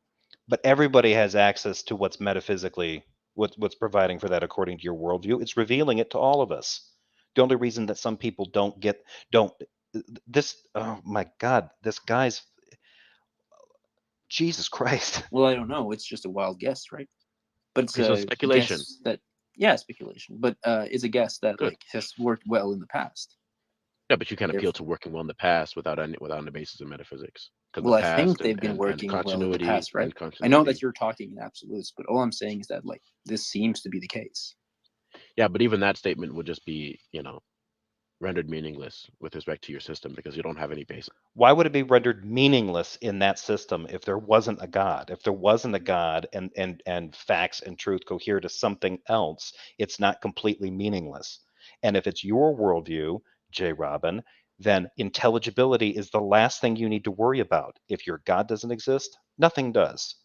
So this is completely dishonest, and it's just you superimposing and projecting aspects of your worldview onto another person's worldview and saying that anything that they present to you doesn't work because of your external critique of it. It doesn't match your standards. You haven't demonstrated how this person's his worldview is internally inconsistent, and you'd need to do that. Or you'd need to acknowledge that he doesn't have another worldview. And I don't think you're going to do that because that leads to things you don't want to commit to. This is in reality. That statement doesn't have any basis in ultimate reality. I don't have any basis in reality? Not according to your worldview, no. Not your statement. On your own terms, you don't have access to ultimate reality. You can't establish anything ultimately. I don't think I've ever said that. I'm just positing a worldview that doesn't know. Well, I asked you if you could. I asked you if you could establish that which is metaphysically ultimate. Yeah, and I didn't say that I can't, right? I just said. Well, then do it. Know. Can you do it now if you can? I want to hear it. Okay, so I'm gonna say the same thing that I said earlier. I just say I don't know, because you are. Okay, then you can't. No. The answer. Then listen. I'm not gonna play this game with you. If you're gonna come onto the stage and have an intellectual. JRobin only plays the game he wants to play, which is you can't know anything. JRobin knows everything. It's his favorite game. discussion and exchange ideas with each other, then you're going to present your own worldview. Because I've been sitting here for about, I don't know how long it's been, but I'm guessing about 30 minutes, explaining my worldview to you. And I want to know from you if you believe that you can actually substantiate what you believe to be metaphysically ultimate, and that it's eternal, and you can't do it. Well, I'm pretty new to this, so I don't really know how I would do that, right? Therefore, I'm trying to like look up your view. Good. Then your world, then the sense. worldview that you're standing on right now, that's fine. Look, but the worldview that you're standing on right now, okay, doesn't give you the ability to speak meaningfully about the world. It simply doesn't. Every statement you make is at best blind conjecture and ignorant speculation. That's And what how it do is. you know? Sure, but how do you know that this is not the case for you as well? Because God is revelatory. He's always truth revealing. Okay, and he's secured And how do the you fact know that we that can is know true? things to be the case. Because God's revealed it to be the case. God is the basis of my epistemology. There you go. Okay, so how do you know that God revealed it to you? I don't know if you heard what I said, but God is the basis of my epistemology. So I have what is Okay, known so as a how do you know that God revelatory. is the basis for your epistemology? Well, let me finish so I can explain it to you. Because Yeah. when you ask me how I know something to be the case, foundationally and fundamentally, it's going to be rooted in God's revelation. So when you ask me how I know X to be the case, you have your answer. So that's what we call irrational, JRobin. You know it because he reveals it to you, and you know that you know it because it was revealed to you. And the only way that anyone could know that they know it is because it requires that revelation. And they have to. So, cool. So you've set up a system in which literally everything about the world around you is a positive observation for your God hypothesis, and nothing disproves it. So when anyone has a conversation with JRobin and he wants his God falsified, and you say it's not falsifiable, and he retorts that that's not the case, let him know his God is not, by definition, falsifiable. It can't be.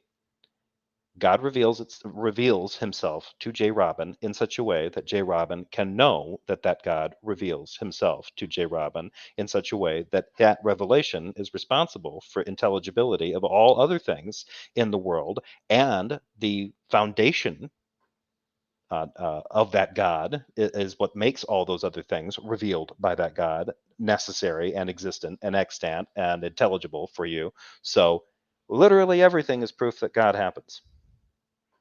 It's all God all the time.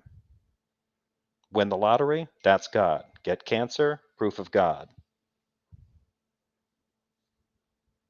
Yeah, and if you're saying that it's because of some other premise that I don't understand why you believe in the first place, There's no other then I could premise. ask, There's no other premise than God has revealed himself and that God oh, is always truth revealing. That's so it's really just it. a dogmatic belief. It's not merely dogmatic belief. It's the case that God's revealed himself. Okay, and that is how I know things to be the case. Yeah, but Right. When well, you the ask me question how is, I know how do something you to be the know case, that God revealed himself? And you're saying that there's no further explanation. I would just take that to be a dogmatic belief then. if there's no Not further, that there's anything wrong with a listen, dogmatic belief. I think that listen. that the word dogmatic bears some like unwarranted like connotation to it. But it just seems Listen, to I be just want to like, explain this to you. I want to yeah. explain this to you. I have what is known as a revelatory epistemology. Okay, where that which Then yes, JRobin, when JRobin watches tentacle hentai, that is proof to him for God. is ultimate. Okay, the only way that us creatures, as finite beings, okay, as creatures that are not ultimate, the only way that we can know certain things to be the case, right, that we can have a basis in reality when we make truth proclamations and when we evaluate certain things to be the case, the only way that can be grounded is in the revelation of that which is ultimate. Okay, that is what my position is, and that is where I'm. And that's not a rational one, that's a completely credulous one. You can only know things about reality if the thing responsible for reality reveals aspects of that reality to you. That is completely servile and totally credulous. If that's the relationship that we have with reality and the God responsible for reality, what on earth is it doing condemning us for not getting things right? I'm standing right now. As when you ask me how I know certain things to be the case, Mm-hmm. that is how I know, because God has revealed it. Yeah, and how do you know that God revealed it is then the question. Right? God's revelation is how I know it. God's revelation is how I know it. God revealed it. Wait, the fact that God revealed it is how you know that God revealed it. Yeah. Okay. Well, that would just be us begging the question. Yep. Right. You're assuming that God revealed it in order to make the case that God revealed it. Reality must be revealed, and there must be a revealer to reveal it to me. Yeah, it's all question begging, all of it. Well, how do you know your own name? Well, Lars? I don't necessarily do know my own name, right? You don't know your own name? I don't necessarily do. Okay. Well, thank you for coming. I don't know why Lag went there, because the easiest thing to do with that one is like, well, the reason I have a name is because other people gave it to me. I know it because it's what people use on it. I suppose I could change my name. Friends and family will complain. I think we've proven our point here. What is Yeah. what is Okay. I like that he's laughing that confidently and that condescendingly after admitting that his revelation is grounds for his revelation. Like, how do you know that God revealed it to you? Because he revealed that to me. Cute. Agreed, JRobin. Agreed. Or JRobin. Sorry. Agreed that JRobin is such trash. Thanks, JL. I hope that was insightful for everyone who was listening. I really do. But thank you, Lars, for coming up.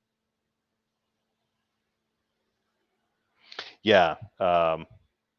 Yeah, that was some bullshit. His parents gave him his name. He's never seen his birth certificate or social security. Yeah, I don't know why. Like, you see this every once in a while in conversations. And like, I've done this before. I've gotten, like, especially when under the influence of some party drinks, decided to just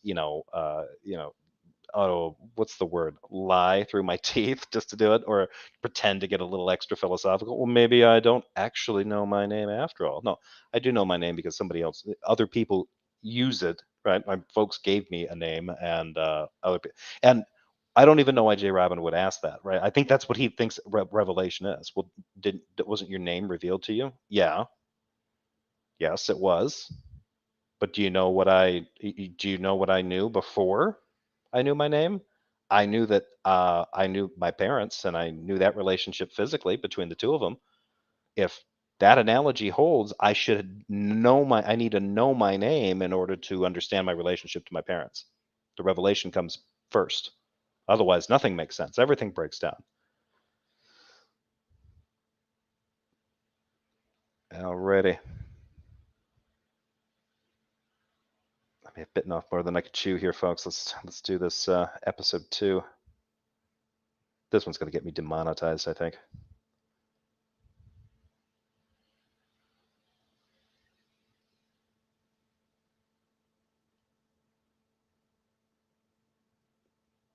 Keeping Up with JRobin, episode 2.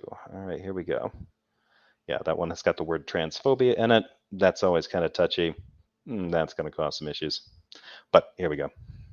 He's always truth revealing. Okay, and he's secured And how do the you fact know that we that can is know true? things to be. Couple updates before I jump into this. I am going to speed this one up a little bit because there's quite a bit of there's a little bit of crosstalk. If it gets too fast, let me know. I'm not going to bump it up to something weird like 1.5 because that just starts getting a little chipmunky.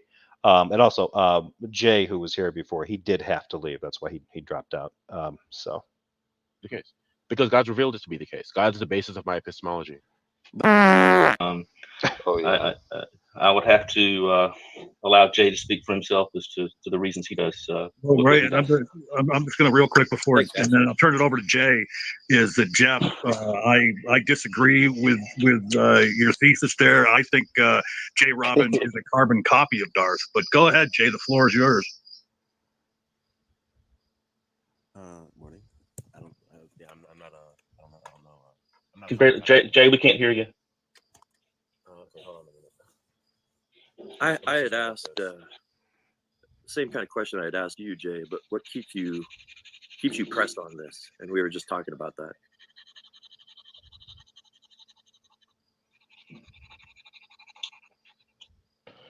I'm not sure who's someone is brushing their teeth at some point in here. I don't understand. Like, Can you hear me? It goes on for a while. Yes. I think. Yeah, much better. All right.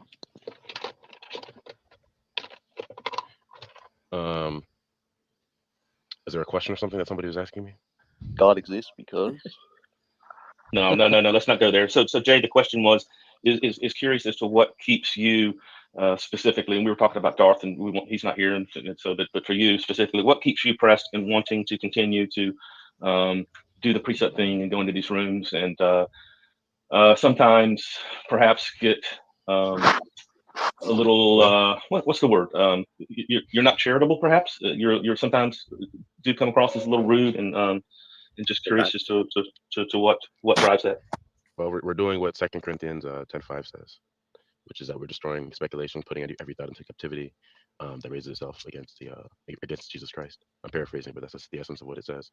Yeah, we're bringing glory to God through that. And of course, if atheists are as rational as they say they are, they would come to submission to Jesus Christ.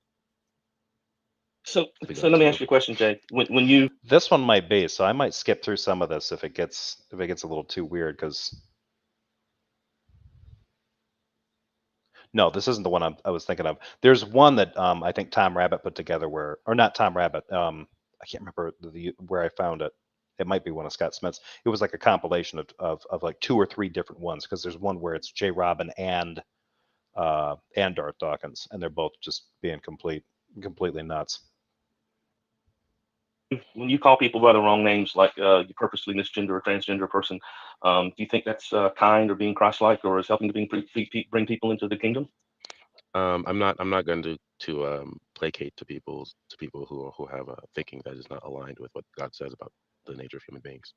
So if they consider that rude or offensive, well, there are plenty of things that are rude and offensive to people, and people consider rude and offensive. That's their prerogative to feel that way, but that doesn't mean I have to cater to them. I'm going to amend what I said. I thought someone was brushing their teeth, but I think they're actually drawing.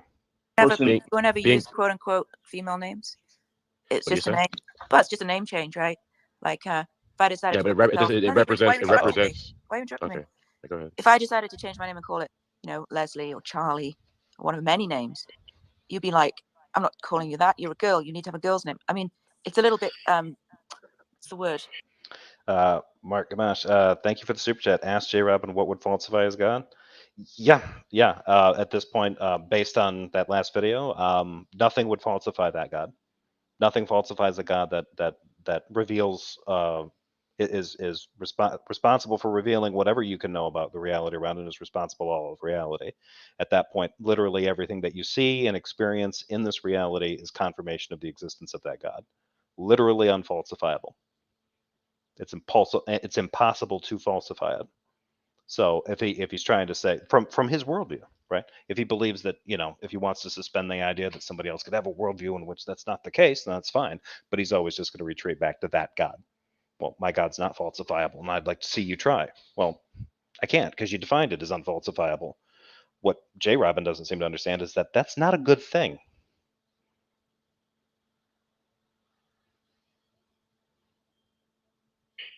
We're on an app where most people aren't even using them. Childish. Is your name Robin?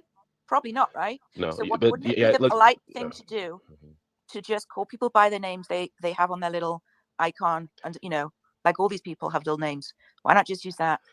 Yeah, because I'm not going to pretend like you obviously understand what's going on, right? It's not a mere issue of me having JRobin as my name on Clubhouse.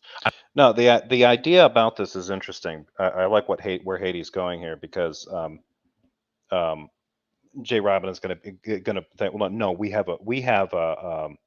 we as Christians have an allegiance to the truth, and we can't just go we can't, we're not misgendering somebody. They're confused about their gender or any of this other kind of nonsense, right? That's their stance.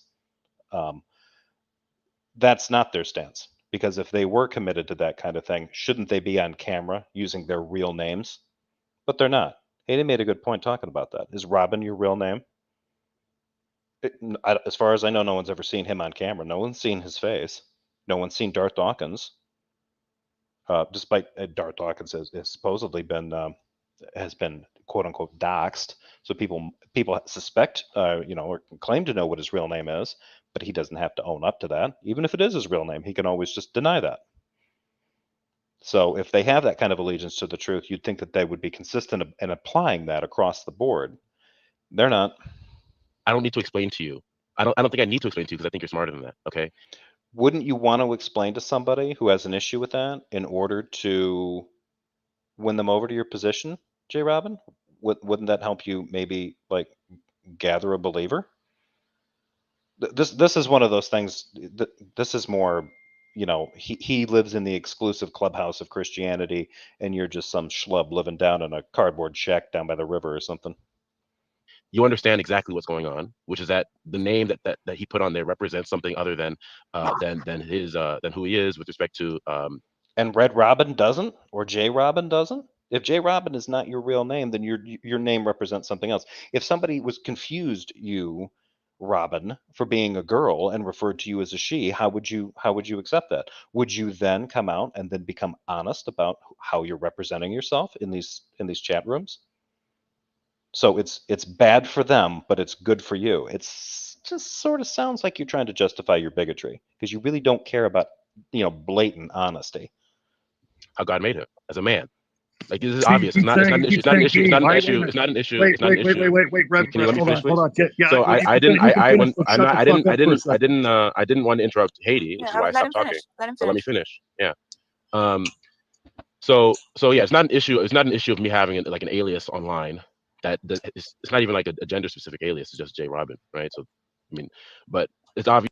Right. So it shouldn't matter what pronouns people use for you. Yes, that Brendan's name is representing the fact that he wants to change. He wants to represent himself as a female when it's not the case that he's a female. Okay, but here's the thing, real quick. What I was trying to say is, like, why not have respect? I understand that, but he's talking about a completely different issue than what you're calling him out on. It's just a matter of respect. We're not talking about what your beliefs are as far as what people are born as. It's why not have enough respect for your fellow human beings to adhere to their wishes? I mean, it doesn't do anything to you to call somebody by the name they want to be called by. Well, no, I was just wondering if I could ask something. It is an issue of. Yeah, it's an issue Okay, go ahead. So if somebody that if like a friend or a family member or like a work colleague or something like that, if they get married, do you refuse to call them by their maiden name because they used to be? This is not an issue of maiden names. Can you please like? I'm sure you have a little bit more focus on the issue. Then it's not about an issue of maiden names. Can you just stop? Okay, so what? Like are we just playing this like charade game? No. Like, it's not about maiden names. Trying to make a point. I like that Stephen, by the way, from Cider and Port, who asked him that question. I like that, all JRobin would have to do is just appeal to the fact that that's a part of a legal agreement, right? Well, if one person takes the other person's last name, that's just a switch. It's not dishonest. They're willingly and openly, transparently changing their name to another one because they're getting married, right? He could have done that. No, instead he did whatever that was because he's a toilet bug. That you don't. This is not a good point. It's not a good analogy. It's not a good point. No, it's not a good point. Can you stop pretending like don't pretend like you have a point? JRobin, you're trying to make a point, right? Yeah, but it has nothing to do with maiden names. Like, it's obvious it has nothing to do with maiden names. This is like obvious to anyone who has two brain cells. Yeah, I get it. The point you were making when you refused to use a name that's their given name on this app. Spooky, you called it J or JP. That is John Peterson from times past. Him. I don't think that he's really active that much on either Discord or on anything on YouTube, but he has been in these Clubhouse ones quite a bit. So,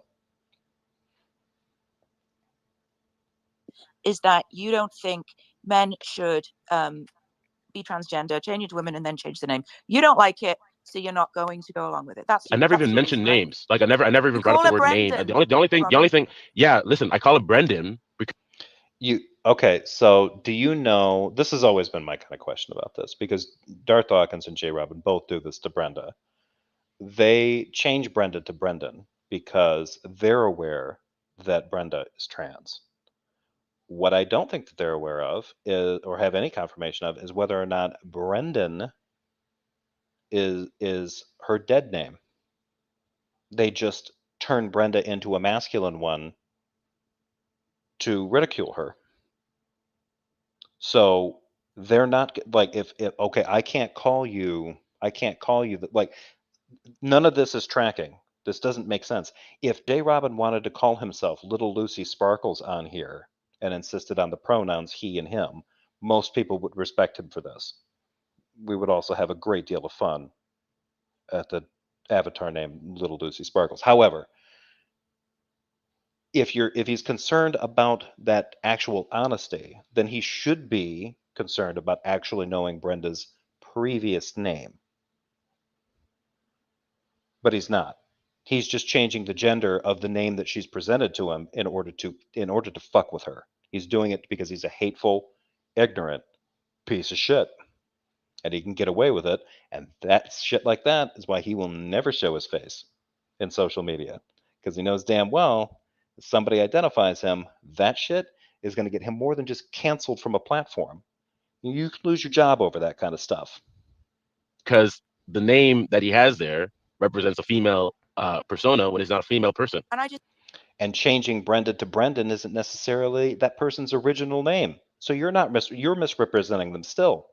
So much for your quest for blatant honesty there, JRobin. Way to go. Yeah, you truly have the power of the Lord and the Holy Spirit on your side. You're being a troll. Okay. And I don't know why, if he's really being honest, you ought to just fess up to that. He's being a troll. This is not some crusade. This is not, he might actually be convinced to score some points with Jesus. So, fuck me. But that's the only issue. It's not about a name. Like the issue isn't about names in and of themselves. No, it is about the name, Jay. No, not really. No, it's not. The fact, no, listen. The fact, like the name is a relevant issue, but it's not about names.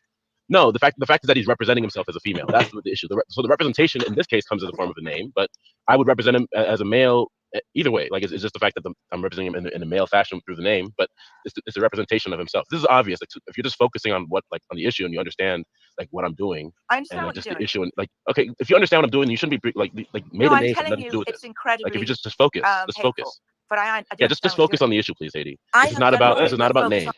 If JRobin was all about focusing on the issues, he would not have misgendered Brenda. He would just accept Brenda because that is Brenda's name. And so, the thing that's funny about this is that Brenda might not actually even be her real first name.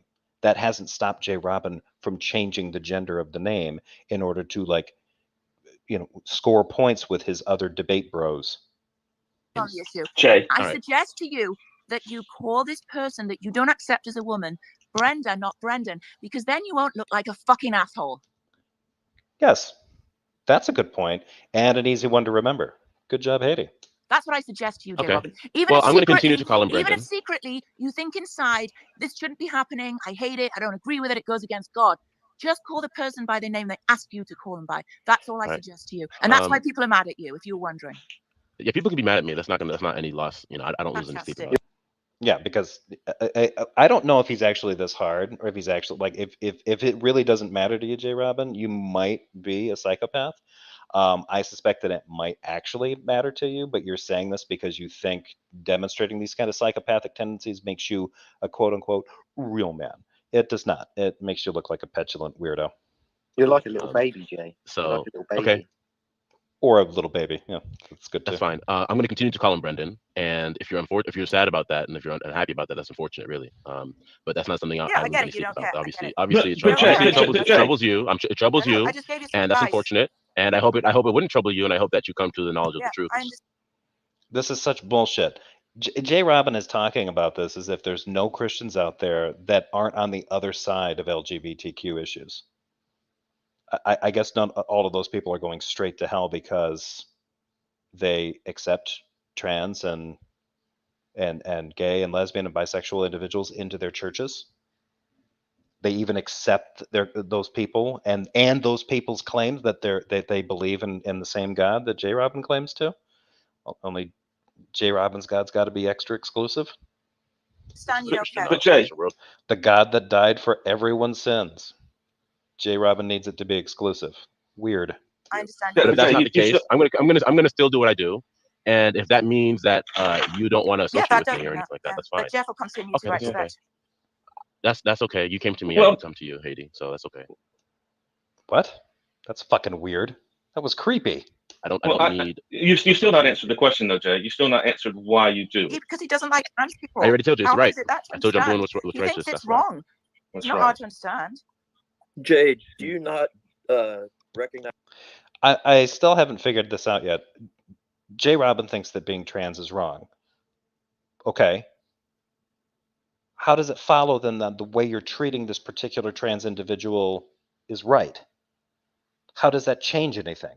How does that make the situation, like, he's literally justifying making the situation worse because he believes that they're in the wrong, so he can just go ahead and pile on? Like, this guy has the morals of a weasel. Guys, the distinction between No, more like a hyena or something. He's like an opportunistic scavenger. the biological and the social contract when it comes to Yeah, gender. I'm not. I don't subscribe to that whole scenario right there. I don't subscribe to this idea. No. Here's my It's question. obvious. It's obvious that he wants to represent himself. Hey, It's Jay. obvious that he wants How to. do you I'm answering the fucking question. people, Jeff? Yeah, I'm answering the question. If you don't want me on the stage, you don't have to have me on the stage. Here's I was the thing. invited here. Yeah, I don't need look. to be here. I don't need Okay, to be but here. why? Remember in the beginning of the first video when he laid out his rights as someone who opened a channel, Jay up top in the top left is one of the moderators along with Jeff. And JRobin is just talking over them like he doesn't have to listen to a damn thing that they say. He doesn't have not have an ounce of respect to give any of these people. But his standard in his room was he can do what he wants. He asks questions. It may not have been that particular. Maybe it wasn't at the beginning of the video that I played, but it was the beginning of. I'm starting to lose track. These damn videos they're all becoming a blur. But here's the thing. I just want to ask you one simple question. Do you think Jesus would act towards Brenda the way you do? Yes. Then you are a fucking idiot. Okay. But according to you, so like this, I mean, look, we're just talking very surface level, but I could get into like atheism and morality and everything like that, and like how you can ground that. Which I mean, I don't have to get into that, but I mean, I can if that's really the issue here. Yeah, Like, on what basis are you even telling me? On what basis are you even telling me? Yeah, I'm not gonna get to. If you call me a different name, as long as it's not something obscene. Agreed. That was funny. Yeah, I'm just pointing out something in the live chat, people. I can just tell I can just tell for one, it's because you're just purposely trolling. You don't have there's no principled objection you have to my name. It's obvious. So you're just trolling at this point. Yeah, they're trolling. Nice, J-Rob. And why is that bad all of a sudden? But I'm not gonna get all super offended like these people are here. So you're saying if you have a principal objection to a person's name, that it's okay to call them by a different name. No, I'm bringing up the fact that it's a necessary. I didn't say it was a sufficient condition, but it's a necessary. Do you want to pause it here because it's been going pretty fast? But I think JL Bridge the Divide had mentioned in a comment up above. I think I forgot to highlight it. He said something about wait because he's going to say something that'll blow your mind. I don't know if we've hit it yet, but if I miss it and I don't comment on it, JL, if you're still watching, please point it out and remind me because if it deserves emphasizing, I want to get to it. Necessary condition. It's obvious here that JK doesn't have a principled objection to this. So I mean, it just disqualifies him automatically. He's just doing it for the sake of trolling it. Jenny's just throwing the tantrum. Right. So that what he doesn't have a principle. He doesn't have a principle objection, so he's just disqualified from talking about it. What? So look. So again, if you've got oh, Jesus would be transphobic. Did he actually say those words? I must have missed it. I didn't catch that he actually said, or did somebody say it and he just said yes in one of his like quick yes and then started talking because he wants to hear the sound of his own voice again. If you've got a principal objection, then you find it acceptable. No, I didn't say that. I just explained to you. I said it was a necessary. Hey, welcome back, Randolph. Necessary but not sufficient condition. Do you know what the difference between those two things are? Jason, the latter. Okay, that's kind of what I thought. Somebody asked me, "Oh, would Jesus be transphobic?" Oh, sure would. I think JRobin's actually been asked something like that before and has basically said the same thing. I know Darth has. Darth has said straight up that he can't be in the wrong for being transphobic because that's the biblical view, and God is transphobic. And he said this to a group of chortling church monkeys. Well, I shouldn't say that. None of those guys go to church. Here's you justifying being an asshole. Okay, so you don't know what it is. I can explain it to you. You don't have to do that childish thing you just did. Okay, it's not a childish thing. I hear you being an asshole. So I'll explain it to you since you don't know what it is. It's okay. I didn't say I didn't know. But okay. You don't know what it is. It's okay. I'm not making fun of you for it. You don't know what it is. I'll explain it to you. So a necessary condition, right? So for example, I'll just give like an analogy. A necessary condition in this case. So if you say like being an animal is a necessary condition for being a dog. But that doesn't mean all animals are dogs, right? There's more conditions that are required to classify something as a dog, right? And so those conditions would be, along with a necessary condition, a sufficient condition, or sufficient conditions, right? So in this case, having a principled objection is a necessary but not sufficient condition for doing what I'm doing, which is calling or representing him as a man. Oh, okay. So does JRobin have a principled objection if someone names a male dog a female name, the traditionally female name? Okay. So I didn't say that was the Whatever only you think, required thing. Right, but the point is that if you don't have the necessary condition, right, so if something is not an animal, it immediately disqualifies them from being a dog. So if you don't have a principled objection, I would consider that a necessary condition. So in my view, I would classify you as a troll if you're just doing it for no reason or for no like principled reason. You're just being arbitrary.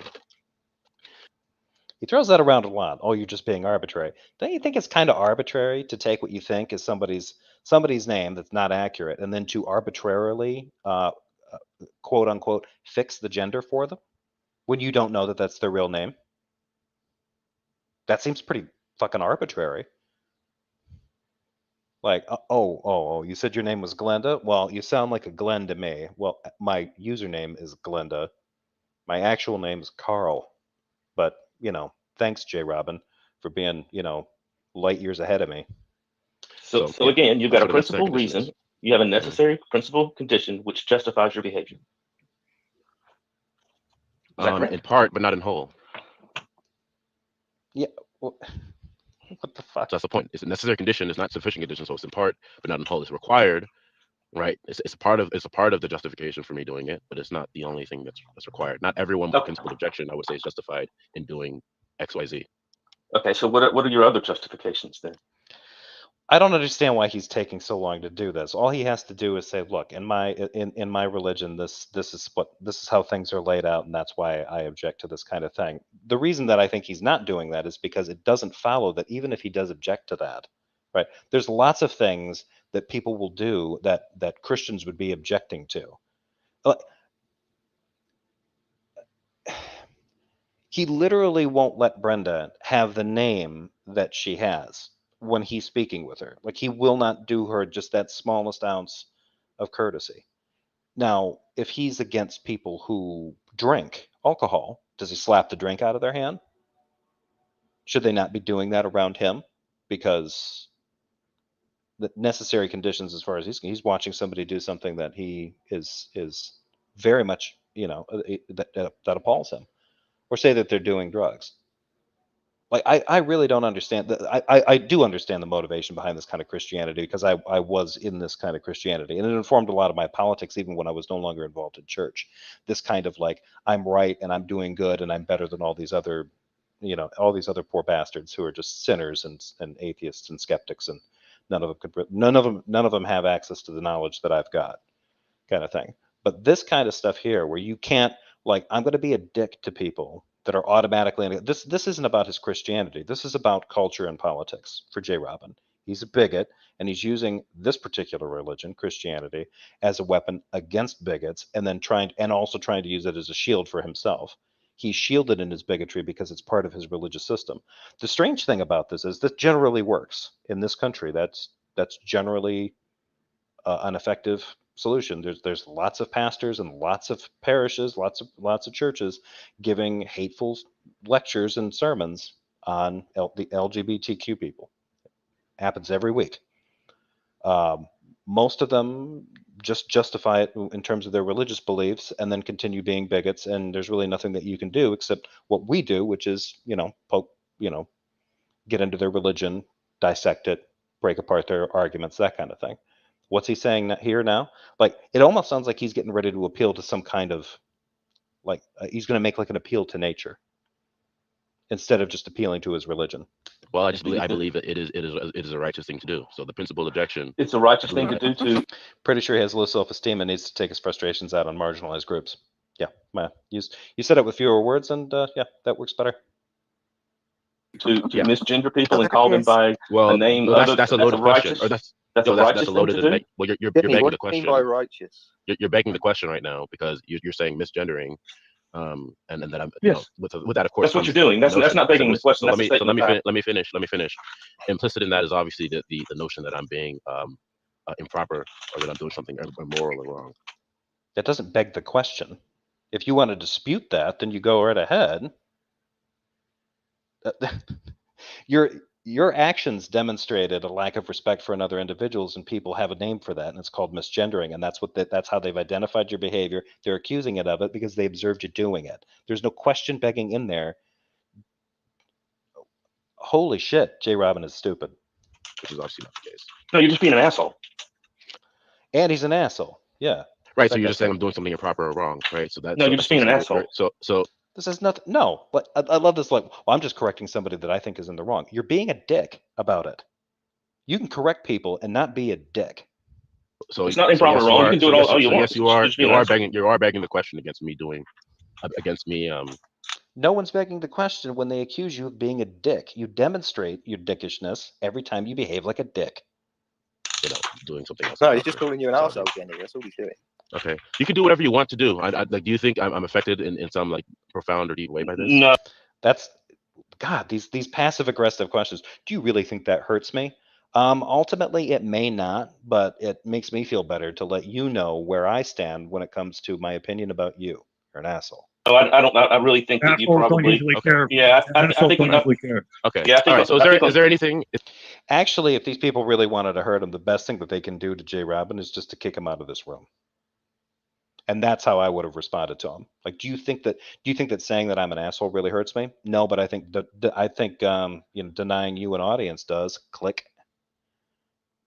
I bet within a minute he would have had another Clubhouse room up and running, doing a whole Legion of Doom kind of thing, talking about like these people can't hang and nobody can deal with him because the light of the Holy Spirit and Jesus Christ blasts out of JRobin's mouth and ass simultaneously.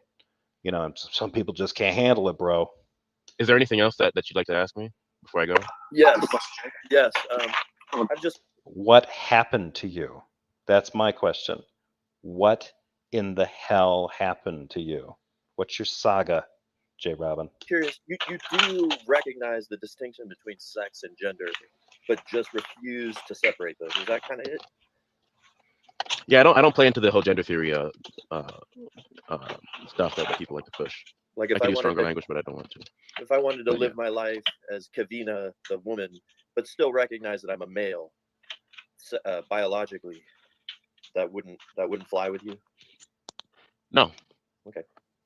Let me ask you this. Because God defines what a man is and what a female is, and that is explicit within the Bible. So the Bible makes it clear that you're not supposed to be representing yourself as a man, being an effeminate man, and then likewise for women. From a Christian perspective, it's not entirely clear about that, though.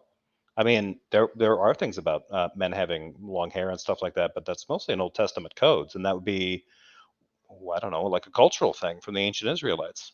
But I don't know if there's that'd almost be like saying that we should, the culture codes of the ancient Israelites said that men should not have long hair because long hair is but also said that you can't eat shrimp and you can't have you can't wear clothes of blended linens. So, all right, then the one thing they'll do is say, well, no, there's a difference. There's the ceremonial stuff, and then there's the deeper, permanent. It's always interesting to me which ones get cherry picked into the category of things we have to, we will always abide by, and the other things that we get to leave behind because Jesus got executed by some Romans. It's always fascinating. But this idea that guys can't be like this.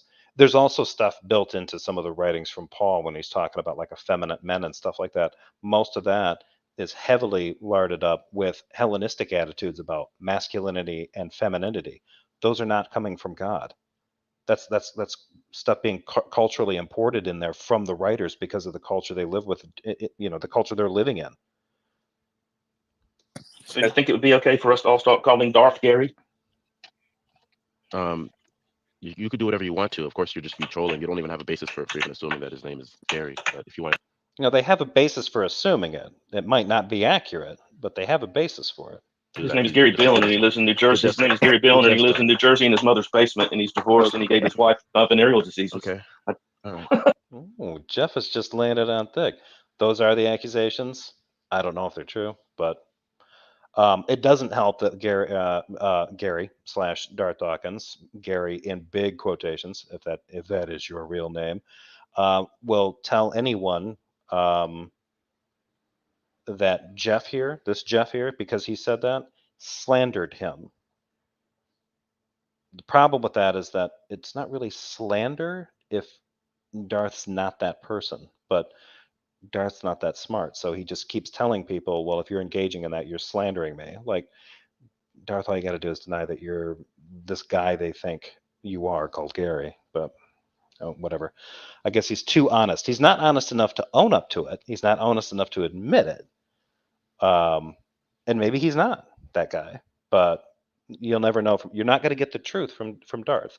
And isn't that ironic? He's a Christian, a good Christian man. You should be able to count on him for the truth. Oh, Gary, boy. Gary and Jenny. Yeah, so I do know that much about him. Do you wish Jewish people happy Hanukkah? And that's the other thing too. This is why I think it's perfectly justified. Plenty of time we heard Gary being yelled at in Dee Dee's background. Yes, he's been on the phone or been on the computer or something like that. He's been in conversations, and videos have been recorded, and there is a woman's voice saying Gary, and he usually excuses himself and leaves. So there's plenty of reason to think that his first name is or his commonly referred to name is Gary. Whether or not he's the Gary that where these rumors circulated around, who knows? But yeah, the fact that JRobin is like, no, you're not just, you can call him whatever you want, but you just be trolling. You have no reason to think that that's his name. Everybody at this point that's heard any of those videos has reason to think that's his name. Hanukkah, or do you tell them Merry Christmas just to make the point? Because it's your beliefs, right? And that's right for everyone. That's for Robin. If somebody doesn't celebrate, what does that have to do with what because we're you said about? this is how God wanted it, right? Therefore, I'm going to do this. This is how I'm going to treat everyone. Well, Christmas isn't even in the Bible. Like the word Christmas isn't in the Bible. So you did miss my point. Okay. No, because I don't believe it's. Where's Christmas in the Bible? I mean, if he's just talking about the infant narratives in the Gospels, that's not Christmas. Right or wrong to celebrate Christmas. Okay, I didn't ask you that. I said. Oh no, because you did. What did I ask you? No, she didn't. What did You asked me if I'd tell somebody like a Jewish person Happy Hanukkah instead of Happy Christmas. Okay, so would you? Because Christmas is right. And what's Happy Hanukkah? As long as Hanukkah, I don't know much about Hanukkah, but I think it was about a battle that they had. So I could say Happy Hanukkah to somebody. I don't think it's an immoral holiday to celebrate. But if it's some satanic holiday or some like Ramadan or something like that, I'm not going to tell a Muslim Happy Ramadan. Wait, what? Celebrate. Why? You're not going to tell. Why are you not going to tell a Muslim? I didn't know this. Because Ramadan has to. Ramadan has to do with their No. It's a traditional Islamic holiday that's specific to like Islam and the Islamic faith. Well, yeah. I don't believe Hanukkah has to do with Jewish holiday. Yeah, can you let me finish, please? Well, I'm pretty confused. Hanukkah doesn't have to. Look, I just told you earlier I don't know much about Hanukkah, but I don't believe it has much to do with like classical Judaism, or not classical, like modern Judaism. Well, right. I mean, it has plenty to do with modern Judaism, if even really Jesus, even non-Orthodox Jews still celebrate Hanukkah. So I don't is he really this ignorant about Judaism? This is funny. I mean, it's just a religious holiday. But if I find out more about it and I find out that I wouldn't say Happy Hanukkah either. I don't really say Happy Hanukkah anyways. But I'm not for or against necessarily that. You live in a country with different people and different religions. Look, listen. You're not gonna change my opinion unless you can provide something substantive. You just kind of emotionally. You just have these emotional objections. No, I really. Emotional objections. It's interesting that he's bringing this up to her. Like he was quick to go to the emotional thing with the woman in the room. But also, like, what was he saying at the beginning? Like, what's his objective for like, why couldn't he say to someone, like, I hope you have a good Ramadan, or I hope you have a good, like, yeah, it's not part of your religion. Great. You disagree with it. Great. Now, they're not going off and committing a crime. It's not like you're not complicit in any way. So yeah, you really do.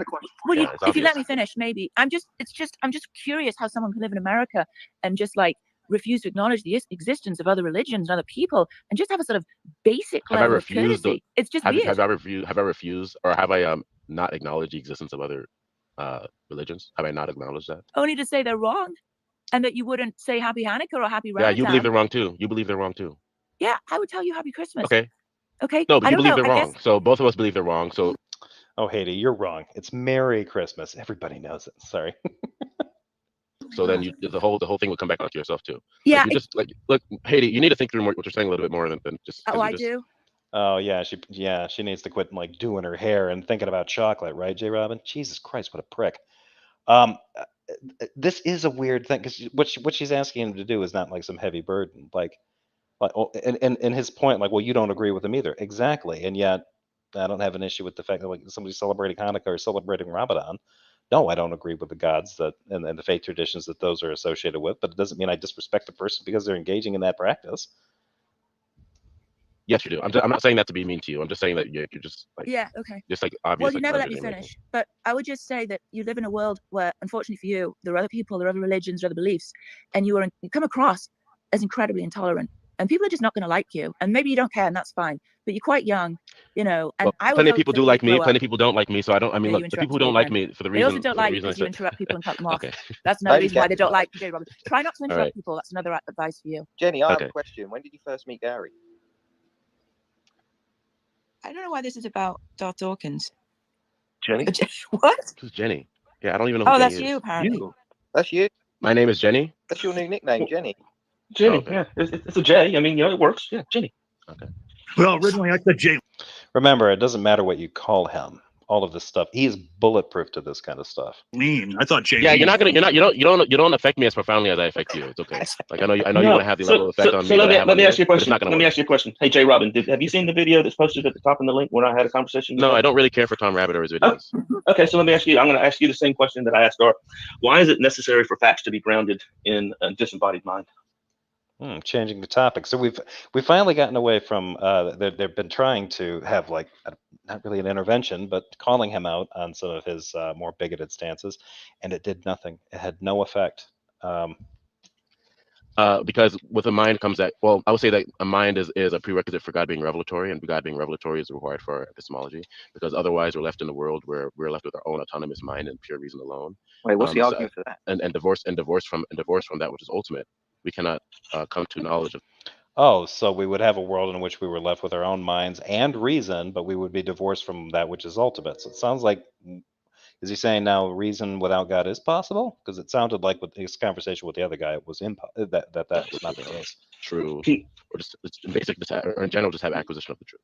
Okay, so you just made a claim and you said some things that you believe. Can you put that in the form of an argument or a syllogism with an argument? You know, it's just a reductio ad absurdum. Behind it? It's just a reductio ad absurdum. So.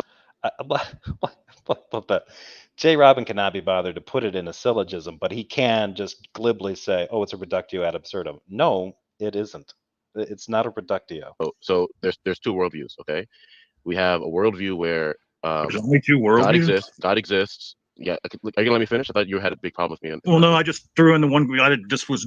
Yeah, can you let me finish, please? Well, right, but I thought you had a problem with me interrupting. There's only two worldviews, and there's not only two. Yeah, I thought you wanted me to finish speaking. I thought you wanted to be no interruptions. Let him finish because he's still not giving me a syllogism and argument. So. Okay, so there's two positions you can have here with respect to God and his revelation. You either have God existing, and he takes the initiative, of course, to reveal himself and to impart knowledge onto those creaturely agents, right, like ourselves, or you have a worldview where that's not the case, right? And one such worldview would be like, for example, God does not reveal, or you don't have any sort of access to that which is ultimate and foundational, right? So then the only thing you'd be left with is your own autonomous mind, okay? Outside and divorced and departed from that which is ultimate revealing itself. Okay, so then when you speak, well, on what basis are you making statements about truth? It's not on the basis of God's revelation, by which you can know God exists and that God, in certain ways that God has created and constructed the world. You just be left with your own autonomy. Well, ultimately, based on what JRobin's putting, because he's putting out the same thing here he was putting out to the lag guy in the previous video, the only thing that you know is God, ultimately. If it's revealing itself to you, and that's the only reason you can know anything, and the only things that you can know are the things that it created for you, including you, that means ultimately you only know God, and you only know God because God. So, neat.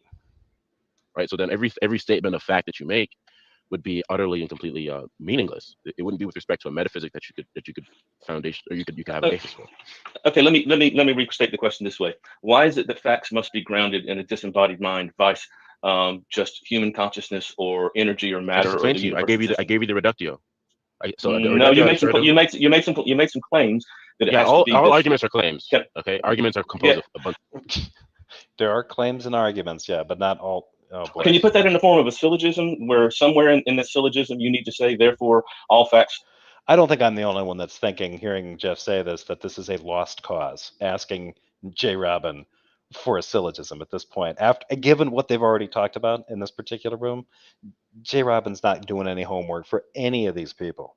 Must be grounded in a disembodied mind. Can you do that? I just gave you. So did you hear the reductio ad absurdum I just gave it to you? Yeah. So you didn't answer the question. So do you know what a reductio ad absurdum is? You don't have an argument. Is that what you're saying? If you don't have an argument, just say you don't have an argument. You can't do it. Yeah. Look. I'm not going to. Do you have an argument, Jeff? Right, but you don't have an argument. I have no reason to believe. I have no reason to believe. I have no reason to believe that facts must be grounded in a disembodied mind, and you were unable to give me an argument. So please help me understand. Did you hear the reason? Okay, can you repeat back to me what I told you? Yes, because if we do not believe that God is a disembodied mind and the facts are grounded in that, we are reduced to absurdity, that we have our own consciousness, and there's no way to know if our consciousness, if our abilities to think of things is correct or not. That it has to have some objective source of truth. That's what you're saying. That was partially correct. Partially correct.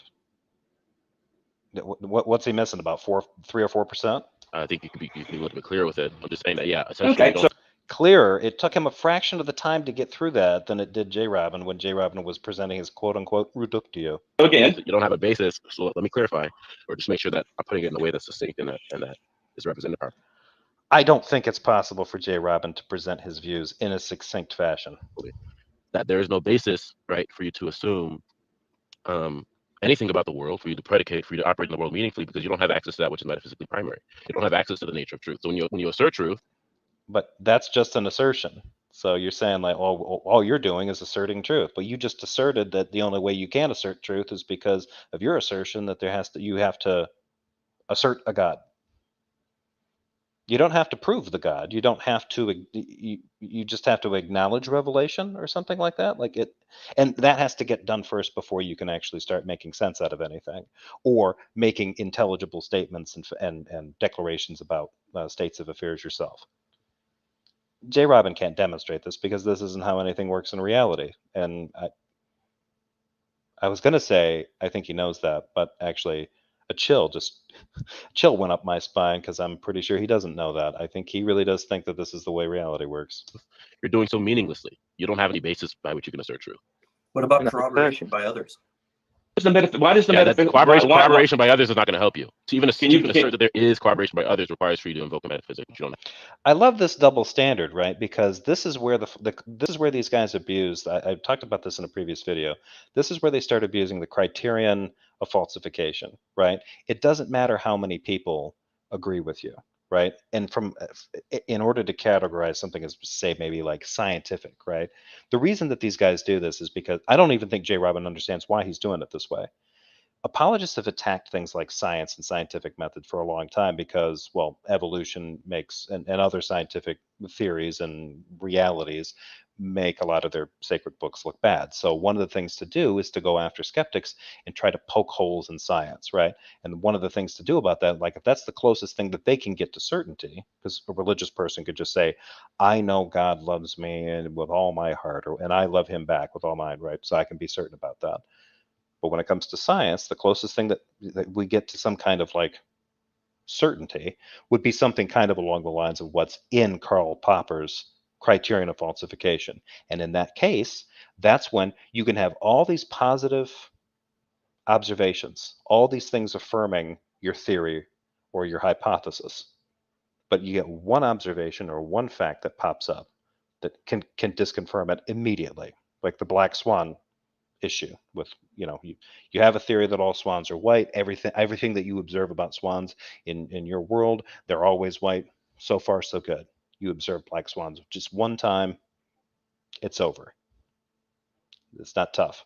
The problem with this is that criteria, they hold to this criteria when they're talking about you can't corroborate this kind of stuff with other people because it would only take one person to know the actual truth and then all bets are off. So therefore it doesn't matter. And so how do they combat this? So this is really strange. They try to sabotage a scientific perspective, right? They're misattributing that to epistemology. The reason Karl Popper came up with that was that was a way of categorizing what he believed to be scientific pursuits, scientific theories. Other ones would fall short of that, but they wouldn't necessarily be, they would have problems, but they wouldn't necessarily be wrong automatically. So they're kind of putting this on the skeptics, acting like this is what skeptics do. This is the only criterion for truth that they give a damn about. Try to show that it's wrong per one of our own heroes, Karl Popper. So it doesn't matter how many people that corroborate what you say, because the criterion of falsifiability there, one person can come along and blow the whole thing up. But then they stipulate to a God that cannot be falsified, and then act like what they're doing is not a double standard. This makes no, like, in some cases, when asking some believers about this kind of stuff, they will just say, oh, well, we have all this evidence that shows this. We have people that, you have the history of mankind and thousands, generation after generation of man that believed in gods, and all these kinds of appeals to things that those are just those are inductive as well. If you live in a world where everybody believes in a God, and there isn't one, the God that these people worship is a stick in the ground, right? And then one person comes along and picks up that stick and breaks it, and nothing bad happens, right? That person has falsified their entire religion. These guys have managed to create a religion in which their God cannot be falsified, while simultaneously pointing and laughing at what they think anyone who's skeptic is doing, which is violating some criterion of falsification. Sorry, I went on for too long there. But can you tell me why metaphysical truth must be grounded in a disembodied mind? Because God would be revelatory. If God was revelatory, he'd have to be a mind, because that requires God to be personal, right? And God being personal and relational requires God Begging the question. So Yes. No, it's just definitional. So you just don't have an argument. So can you let me finish, please? Can you let me finish? Sure. Can you actually address the reductio I just gave to you?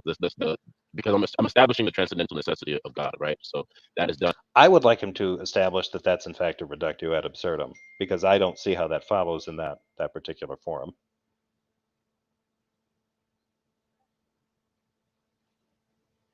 And a lot of times through reductio ad absurdum, where you are showing that if something okay, were not the case, I could say so you could put this into maybe like something like okay, I could, right? Where you say I could say everything that you just said and replace God with a big fat man in a pink tutu riding a unicorn on a moon revolving around Saturn, and it makes as much sense as what you just said. Well, no, that's just not true. Okay, because it is true. There's a big fat man in a pink tutu. No, there's a big fat man in a pink tutu. Yeah. No, this is our room. You don't like it. There's a big fat man. There's a big fat man in a pink tutu riding a unicorn on a moon around Saturn, and that's where all facts are grounded. Yeah, it must be that way. It must be that way, because if it's not that way, we're reduced to our own intellect, and we rely on this big fat man in the pink tutu and his grounding of facts. So that makes us much. The only thing with Jeff's little example here is that thing revolves around a planet. I bet you JRobin's. I wonder if JRobin's going to attack the whole thing. Well, that being exists in this universe. Much sense is what you just said, JRobin. Yeah, you can't put an argument. You cannot put an argument together. You don't have an argument, and I understand if you don't have an argument. I can tell you haven't thought through this much. Okay, that's all right. Just say you don't. Just say. Okay. Just you can. Can you? All right. So does anybody else in the room think? Does anybody else in the room think Jeff has thought through this? What do you guys think? I don't. Does anybody else in the room think? Oh, not even the atheists aren't even answering. Wow. Okay. It's not important. That's not important. Can you give this in a syllogism? Again, you can't. You don't have an argument. You can't put an argument together, and it's okay, Jeff. It's okay. You just admit it. Why don't you just admit it? Stop trying to be like me, okay? It's okay. I know you just don't have an argument. You don't have an argument. It's all right. Hey, Jeff, Jay. it's okay. Jeff, listen, Jeff. Do you want to hear my? I got to admit, Jeff might be onto something, because it seems like copying the whole "it's okay" thing with JRobin, despite the fact that JRobin says that, like, he noticed what Jeff was doing, and he's saying that it's not bothering him. It does sort of sound like it's bothering him. I think that's kind of funny. Do you want to hear my reductio? No, I don't want to hear it. Another mod, please tell me how you fucking mute somebody. I can't figure it out. Well, if you don't want me here, just say you don't want me here. I'll leave. Look, here's the thing. Any further questions. Do you want me here still? Do you still want me here?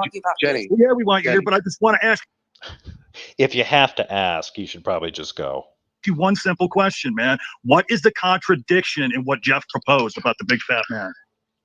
Because it doesn't. This big fat man would be a physical entity. It's contingent, right? Boom, nailed it. Called it. It's not. It's a. Oh no! It's Oh no! composed of things. That big fat man is just a hologram. He's really a disembodied So it's a mind. disembodied Again, mind. Oh, okay, good. It All doesn't right. So matter. that's the same It thing doesn't then. matter. No, it doesn't matter. Well, no. With respect to its essential Why properties, does it's it? the Why same. does it? So, Why does it have to be so a you haven't actually disembodied done mind? anything. Right. So Why you haven't does it actually have done to be? anything then. Why? It's not a disembodied mind. I misspoke. Why does it have to be a disembodied Jeff, mind? look, this is embarrassing. This is embarrassing. It Okay, is this is embarrassing for I you don't because you even don't want. have an I don't argument. look. I don't even think it's Because worth you my don't time have to an address you. argument. The thing about this though is that the disembodied mind that reveals the truth of reality to everything is unfalsifiable. At least with Jeff's example, that one is falsifiable. So someone could at least apply, the type of information gathering and truth verification that I believe JRobin thinks is God given. Our ability to look for verification and our desire to seek verification in order to the best of our limited capacities, verify truth. I don't think that that's a bad thing.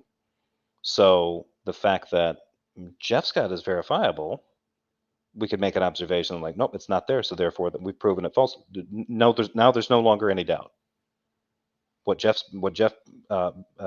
presented was not a real God. No worries, not real. JRobin's God, as far as the way he keeps trying to describe it, can't be false. It can't be falsified. Because JRobin keeps appealing to the fact that everything seems to just point to it. You can't know anything without it, and everything that you know is it. So it's a wonderful position for JRobin to claim that he's in. Like he's just right by default. The only problem is he can't do anything to demonstrate how he got there. In fact, even according to his theology, he can't take credit for quote getting there. God just brought him there. You just flipped out like 3 times in the past 30 seconds. You just flipped out 3 times in the past 30 seconds, Jeff. Like I'm not saying this to be rude to you, but this is like you're just doing this to yourself at this point. And I'm trying to stop Okay, sure. Give me the argument, Jay. Why does God? All right, I'm going to present you with the reductio again. I think it's funny that after almost a half an hour of these people talking to him and pointing out that he's an asshole and he's a jerk, he's literally trying to do the rhetorical, why are you hitting yourself, Jeff? Why are you hitting yourself thing? Like, he might have a sliver of a point here on Jeff, but it's not anywhere near as strong as he thinks that he is. And he's just running with it like a kid with an ice cream cone. Like, this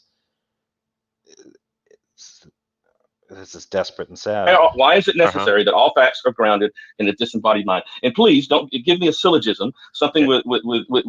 Oh, Jeff, he's not going to give you a syllogism. His brain doesn't work that way.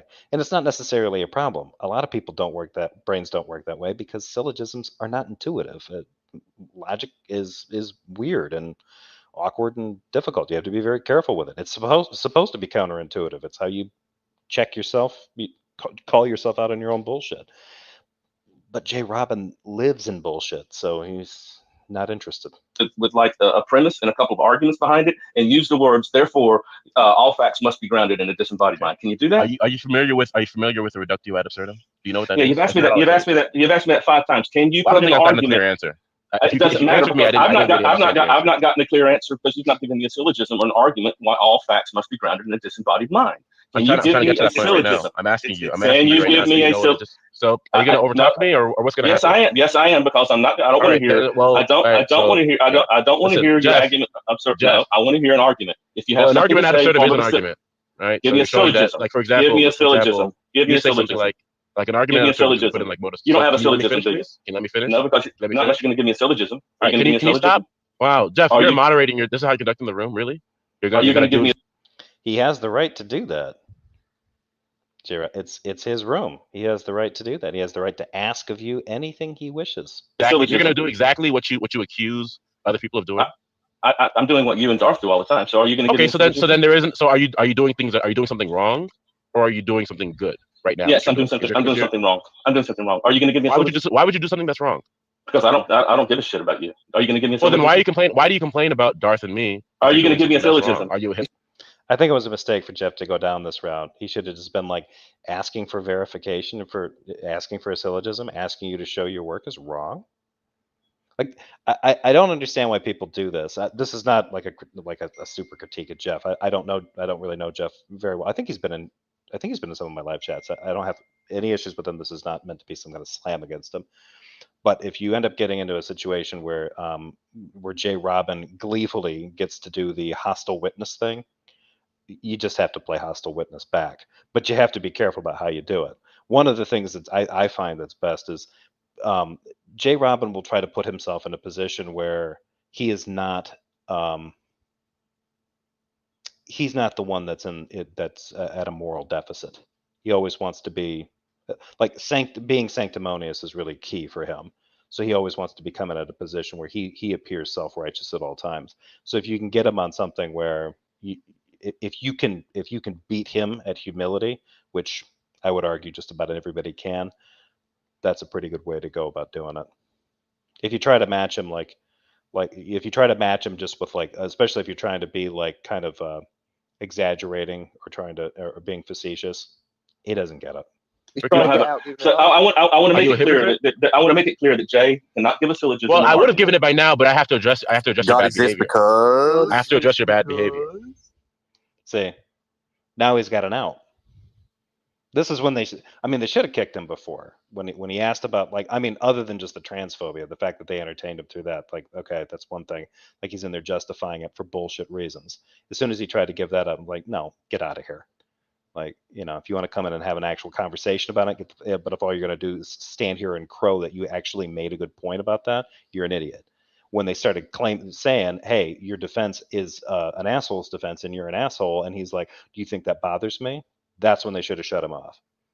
And now that he's doing this stuff, like, oh, I would give you an answer, but now I need to talk about how you're bad. I need to address the fact that you've been naughty, and JRobin's going to set you straight morally.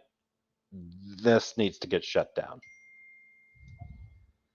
So everybody here, Jay does not have an argument. So he cannot give a syllogism. If you would quiet down for a second, I would give it to you. All right. Can we get moderation for the obstruction in the background, please? So okay, Jay, so here's your last chance. Here's your last chance. Do a syllogism. You're appealing. What I'm doing right now is a reductio ad absurdum. No, I want a syllogism. I don't want to deduct ad absurdum. I want a syllogism. I'm still speaking. Because you're not doing. So a reductio ad absurdum is when you take a scenario and you are looking at its negation and looking at the. Okay, I've just muted Jay because. I think yeah, if we need some Jeff on Jeff action, there's other Jeffs. There's these Jeffs on Clubhouse. That's who you're referring to, Benghazi, right? You're not volunteering me for some crazy shit, are you? If you don't want me here, I'll just leave. He doesn't have an argument. Jeff, He doesn't want. He's going to run away. Yeah, I